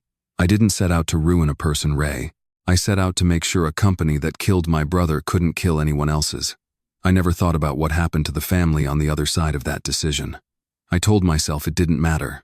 That justice didn't owe anyone an apology for the cost of it. She spent I don't know how long believing someone deliberately destroyed her family. Ray said slowly, the full shape of it settling over him, now cold and enormous. And then at some point she found out who was actually behind it. And instead of coming after you directly, she found the one thing that could hurt you exactly the way you'd hurt her, by taking something you loved. Casey. Grant said the name barely audible. She's not just trying to take over the company, Grant. This was never only business. This is 12 years of grief looking for somewhere to land, and she found it the moment you let her see how much Casey mattered to you. Grant said nothing for a long time. Ray could hear him breathing on the other end of the line, unsteady, the sound of a man standing at the edge of something he had spent over a decade refusing to look at directly. I told myself I was protecting people, Grant said finally, so quietly. Ray had to strain to catch it. That what I did to that company was justice, not revenge. But justice doesn't usually feel this good to remember, Ray. Revenge does. And I never once let myself ask which one I was actually doing. You've spent 12 years building an entire identity around being the man who turned tragedy into something good, Ray said. Maybe you needed to believe that more than you needed it to be entirely true. The admission cost Ray something too, not just the words themselves, but the quiet, uncomfortable recognition of his own part in what had happened. I gave her information for weeks, he said. I thought I was protecting you from someone I didn't trust. Instead, I think I handed a loaded gun to someone who already had a reason to pull the trigger. You didn't know, neither did you, apparently, about yourself. Ray rubbed a hand across his face, exhausted in a way that had nothing to do with the hour. We've both been carrying pieces of this story around for years, each of us only holding the half that let us keep believing we were the good guy in it. Grant was quiet again, and when he finally spoke, his voice carried something. Ray hadn't heard from his oldest friend in longer than he could remember. Not the calm, deliberate tone of a CEO working through a crisis, but something closer, to fear genuine and unguarded. If Casey finds out what I did, he said, not just about Danny, but about what I did afterward, she's going to look at me the same way I looked at her last night for that half second in front of everyone. Except she'll have every right to. Then tell her before Blair does, Ray said. Because I promise you, Grant, a woman who's spent 12 years planning this is not going to let that story stay buried much longer. Not now that she's already shown you exactly how far she's willing to go. Outside Grant's office windows, the city of Charlotte glittered on indifferent, the same as it always had, the same skyline. He'd built a fortune to belong to the same lights that had once seemed to a boy sleeping on a mattress on. The floor with a broken zipper and an empty stomach, impossibly far away.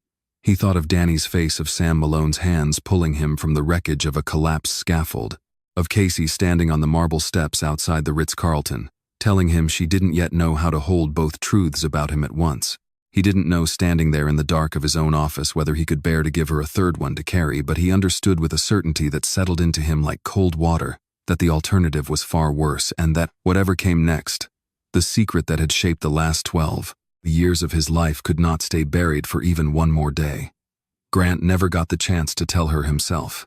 The launch event for Sterling Hardware Co. Dumated logistics system had been scheduled for months long before any of this. A showcase for the company's largest investment yet held, at the company's flagship distribution hub on the northern edge of the city, ADP-AT and Wanahubsas, building of glass and steel that Grant had once walked through with pride back when pride was still a simple thing to feel. Now he stood near the entrance watching guests file in beneath a banner bearing his own name, and felt none of it. He had come only because Casey had. She arrived just before the ceremony began, a folder tucked under one arm, the final safety plans for the West Side Community Center, a set of documents she had promised to return weeks earlier, and in the wreckage of everything that had happened since had simply forgotten. She hadn't planned to stay. She told herself she was only dropping them off. Grant saw her the moment she stepped through the doors, and something in his chest lifted despite everything unresolved between them. He crossed the floor toward her, the words he'd rehearsed all night rising in his throat. I need to tell you something before anyone else does. When the lights went out, the building plunged into sudden total darkness, followed almost immediately by a low mechanical thud somewhere beneath the floor. A few guests laughed nervously, assuming a technical glitch, until the emergency lighting flickered on in dim red pulses along the walls, and the unmistakable smell of smoke began threading through the air from a service door near the east wall. Fire, someone shouted, and the crowd's confusion snapped instantly into panic. Grant grabbed the nearest microphone stand, its power dead, and shouted anyway, his voice cutting through the rising noise. Everyone stay calm. Move toward the main entrance slowly. A heavy mechanical groan sounded from somewhere near the back offices, followed by the unmistakable clang of a fire door slamming shut, not opening as it should have in an emergency, but sealing closed, trapping a section of the building behind it. Grant's stomach dropped as he registered who was on the other side of that door. Mother. His voice tore through the chaos. Eleanor had been standing near the back hallway with several employees only minutes earlier waiting to greet guests as they arrived. He reached the door and threw his weight against it. It didn't move. The emergency locks jammed, a security guard shouted, wrestling uselessly with a control panel that had gone completely dark. The whole system's dead. Ray appeared at Grant's shoulder, already understanding with a sick, sinking certainty exactly what had happened and exactly who was responsible. The building schematics, the emergency override codes, the maintenance schedule he had shared with Blair weeks earlier, believing every question she'd asked him was simply a board member's due diligence. She used everything I gave her, Ray, said, his voice hollow. There was no time to answer him. Casey was already moving, scanning the smoke-filled hallway with the same fast, decisive focus Grant had watched her bring to a collapsing warehouse platform weeks earlier. There's a service corridor, she said. I worked the blueprints for this wing when we cross-referenced the safety plans for Westside. The same contractor built both. It runs behind the offices, comes out near the loading dock. Show me, Grant said. Ray didn't hesitate, either falling in behind them without a word, and the three of them plunged into the narrow service passage together, smoke thickening around their ankles and rising fast. Casey pulled part of her sleeve up over her mouth and nose bent low, one hand trailing along the wall to keep her bearings in the near-total dark. Keep your hand on the wall behind me, she told Grant. I can barely see. Then talk me through it. They reached a locked service gate at the corridor's midpoint, and Casey threw her weight against it uselessly. It won't give. Together, Grant said, and the two of them gripped the handle side by side, planting their feet, pulling with everything they had until the old lock groaned, bent, and finally tore loose. The gate swung open onto a scene that stopped all three of them cold. Blair stood just inside the back hallway, a scorched control device, still clutched in one hand, her silver gown streaked with soot, her carefully composed exterior, finally completely undone. She hadn't expected anyone to reach this corridor, hadn't expected to be caught here at all. Mid-retreat, the fire she'd engineered to disable the launch now burning faster and hotter than her plan had accounted for. You did this for Danny, Grant said, his voice raw, carrying over the crackle of flame somewhere behind the walls. I know who you are, Blair. I know what happened to Voss Poultry. I know what I did to your family. Blair went rigid, the shock of hearing her real name spoken aloud, freezing her in place long enough that she didn't see the ceiling panel above her beginning to buckle. Look out, Casey shouted, lunging forward and hauling Blair sideways just as a section of scorched drywall collapsed onto the spot where she'd been standing. It was instinct more than mercy, the same instinct that had sent Casey climbing a failing platform to save a man she'd known for 30 seconds. She didn't stop to consider that the woman she'd just pulled to safety was the same one who had planted stolen jewelry in her bag 2 weeks earlier. I'm not letting anyone die in this building, Casey said, breathing hard smoke stinging tears from her eyes. Not even you. Blair stared at her, stunned into silence, something in her carefully cultivated hatred faltering for the first time in 12 years. There was no time to say anything further. They pushed forward together, Ray taking point now, until they broke into the back offices where Eleanor stood huddled with 6 employees against the far wall, smoke curling low along the ceiling above them. One man lay pinned beneath a fallen shelving unit, his leg trapped, his face white with pain. What happened? Casey called, already crouching beside him. The shelf came down when the power cut, a woman beside him said. We couldn't move it. Leave me, the trapped man gasped. The fire's coming, just go. No one's leaving you, Casey said, bracing herself against the metal frame. Grant, Ray now. The three of them lifted together, straining against the weight, and 2 other employees pulled the injured man free the instant the gap opened wide enough. Flames had begun licking through a gap near the far door, the air growing hotter, thicker, harder to breathe. We can't go back the way we came, Eleanor said, her voice steady despite the fear plainly written across her face. Everyone uses the service corridor, Casey said. One at a time. Move. Grant lifted the injured worker himself, sharing the weight with another employee. Mother, you go first. Eleanor shook her head immediately. Not without you. The kids from the community center need you more than this building does, Casey said, gently taking Eleanor's hand. He'll follow. I promise you. Eleanor searched Casey's face for a long moment, then nodded and let herself be guided into the passage. One by one, the employees followed the smoke, growing darker, more disorienting, until a burning section of ceiling tile dropped just behind Grant's heel. Move, Casey shouted, shoving the injured worker's weight forward. They broke out through the loading dock moments before flame fully swallowed the corridor behind them, stumbling into the cool night air, just as fire trucks screamed into the lot, red and white light strobing across 100 stunned, soot-streaked faces. Police moved in swiftly behind them, and within minutes, officers had Blair in custody near the rear exit, the scorched control device bagged as evidence, her composure gone entirely, replaced by something hollow and exhausted that no longer resembled the woman who had once smiled so coldly across a ballroom. Ray sank to his knees on the pavement, coughing, his hands trembling against his thighs. I gave her everything, he said when Grant knelt beside him. The schedules, the blueprints. I thought I was protecting you. And tonight, you ran into a burning building to fix it, Grant said, his voice thick with smoke and something raw underneath it. I spent 12 years hiding what I did to her family because I was afraid of exactly this, of someone I loved looking at me and seeing something I couldn't take back. We've both been carrying pieces of the same silence, Ray. Tonight, both of us chose to run toward the fire instead of away from it. That has to count for something. Casey knelt beside them both, one hand resting on Ray's shoulder, watching him shake with the aftershock of what he'd just done and what he'd just confessed. You just risked your life to pull people out of that building, she said quietly. Including me. That's the only truth about you I need tonight. Above them, the flames continued to gnaw through the launch hall's roofline, sparks rising into the dark Charlotte sky, and somewhere in the wreckage of a night that had begun with polished speeches and champagne. 3 people who had each spent years hiding some version of the truth from the people they loved most finally stood together in the open, coughing, trembling, and for the first time in a long while, entirely unbearably honest. The investigation moved quickly after that night. Blair Kensington, Blair Voss, the name finally restored to every document, every headline, every quiet conversation in Charlotte's business circles, was formally charged with arson, fraud, and reckless endangerment. Paige Donnelly cooperated fully, her testimony filling in the last remaining gaps of a plan 12 years in the making. But Grant did something no one in that courtroom expected. He submitted a letter to the judge asking that a portion of Blair's sentence be tied to a restorative program instead of additional prison time, not to excuse what she had done, but on the condition that she participate in community service tied directly to workplace, safety, education, and that she deliver a public apology to every person harmed by that night's fire, including the men and women who had once worked the line at Voss Poultry Processing under her father's ownership. Revenge doesn't bring Danny back, he told Ray, the two of them standing outside the courthouse steps in the pale morning light. I learned that lesson 12 years too late, but it's never too late to stop paying it forward. 1 week later, the Westside Community Center held its grand opening. No cameras from Sterling Hardware Company's corporate team.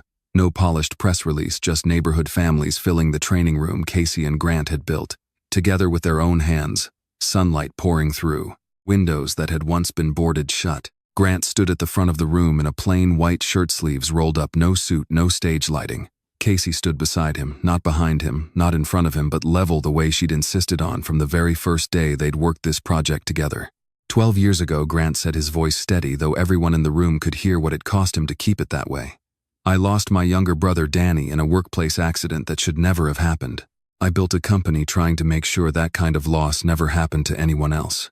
But for 12 years, I never let myself grieve him out loud. I never let anyone see how much that loss still lived inside me, not because I didn't trust people, but because I was afraid that if anyone saw the wound, they'd see me as broken instead of whole. He looked out at the room, at Eleanor dabbing at her eyes near the front row, at Ray standing near the back with his arms crossed loosely, no longer guarding Grant out of fear but simply standing beside him out of loyalty, finally settled into trust, at Jake, at Denise, and her daughter, at the dozen kids who had spent the last month learning discipline and safety, and without quite realizing it, watching 2 grown adults learn how to be honest with each other in real time. Starting today, Grant continued, Sterling Hardware Company's National Safety Program will carry a new name, the Danny Sterling Initiative, alongside a scholarship fund for the children of workers injured or lost in workplace accidents anywhere in this country. His voice caught just slightly on his brother's name spoken aloud in public for the first time in his adult life. It's not enough. It will never be enough. But it's honest, and for 12 years I wasn't. The applause that followed was quiet at first, then full, then overwhelming, but Grant wasn't finished. He turned and knelt, not on a stage, not under chandeliers, but on the same floor he and Casey had laid themselves board by board, argument by argument, over the course of one long, dusty, unforgettable summer. Casey Malone, he said, you didn't just save my mother in a parking lot none of us chose to be in that day. You saved the part of me that had been asleep for 12 years, the part that knew how to feel something all the way through, instead of just managing it from a safe distance. His hands weren't quite steady as he opened the small box he'd been carrying in his jacket pocket for longer than he was willing to admit. I'm not asking you to marry a billionaire. I'm asking you to marry a man who finally stopped being afraid to let someone see every part of him, the parts that built something and the parts that are still healing. Casey's eyes filled, but she didn't look away, and she didn't hesitate the way she once might have. Can you stand beside me without ever needing to stand in front of me again? Yes. Can you let me see the parts of you that are still hurting, not just the parts that already look fixed every day? Grant said. For as long as you'll let me. She reached for his hand, and the room erupted, children cheering, Eleanor openly weeping, now Ray clapping harder than anyone else in the building. A man who had once warned his oldest friend against trusting too quickly, now standing witness to exactly why that trust had been worth the risk all along. Some years later, on a quiet afternoon, a plaque was mounted beside the entrance of Malone's boxing gym, fully renovated now, fully paid for by Casey's own earnings, her father's name still etched proudly above the door exactly as it had always been. The plaque read simply, "Strength is meant to protect." Beside it, a smaller sign marked the building as the founding site of the Danny Sterling Initiative's very first community safety program. 2 names, 2 losses, 2 families who had once had nothing to do with each other, now permanently woven into the same story of healing. If there is one truth this story leaves behind, it is this: the people who carry the heaviest silences are often the ones who seem the strongest on the outside. Grant Sterling had every resource in the world, and still the deepest wound in his life had nothing to do with money. It had to do with grief. He never let anyone witness, and a form of quiet, private revenge he mistook for justice, because admitting it was revenge would have meant admitting how much he was still hurting. Casey Malone, meanwhile, teaches us something just as important: that dignity is not the same as pride, and refusing charity is not the same as refusing love. Real trust is never built by grand gestures or large sums of money. It's built slowly, through consistency, through choosing honesty even when it costs something, through showing up for someone the same way on their worst day as you did on their best. And Ray reminds us that loyalty without humility can sometimes cause more harm than the threats it's trying to guard against, but that the moment we're willing to admit our mistakes and run toward the people we've hurt, instead of away from them, redemption is always still possible. This story asks us to look honestly at our own lives. Are there wounds we've been carrying so long that we've mistaken the silence around them for strength? Is there someone in our life who has quietly, consistently shown up for us, not with money or grand gestures, but with steady, uncomplicated presence? And have we truly let them see who we are, underneath the version of ourselves we perform for the world? Healing rarely comes from being fixed all at once. It comes from finally letting someone stand close enough to witness the parts of us we've spent years hiding, and discovering, often to our own surprise, that we are loved anyway. If Grant and Casey's story touched your heart, don't forget to hit like, leave a comment sharing your thoughts, and share this video with your loved ones. If you haven't subscribed to the channel yet, please subscribe now, so you don't miss our next emotional and meaningful stories. Thank you for being with us. See you in the next video.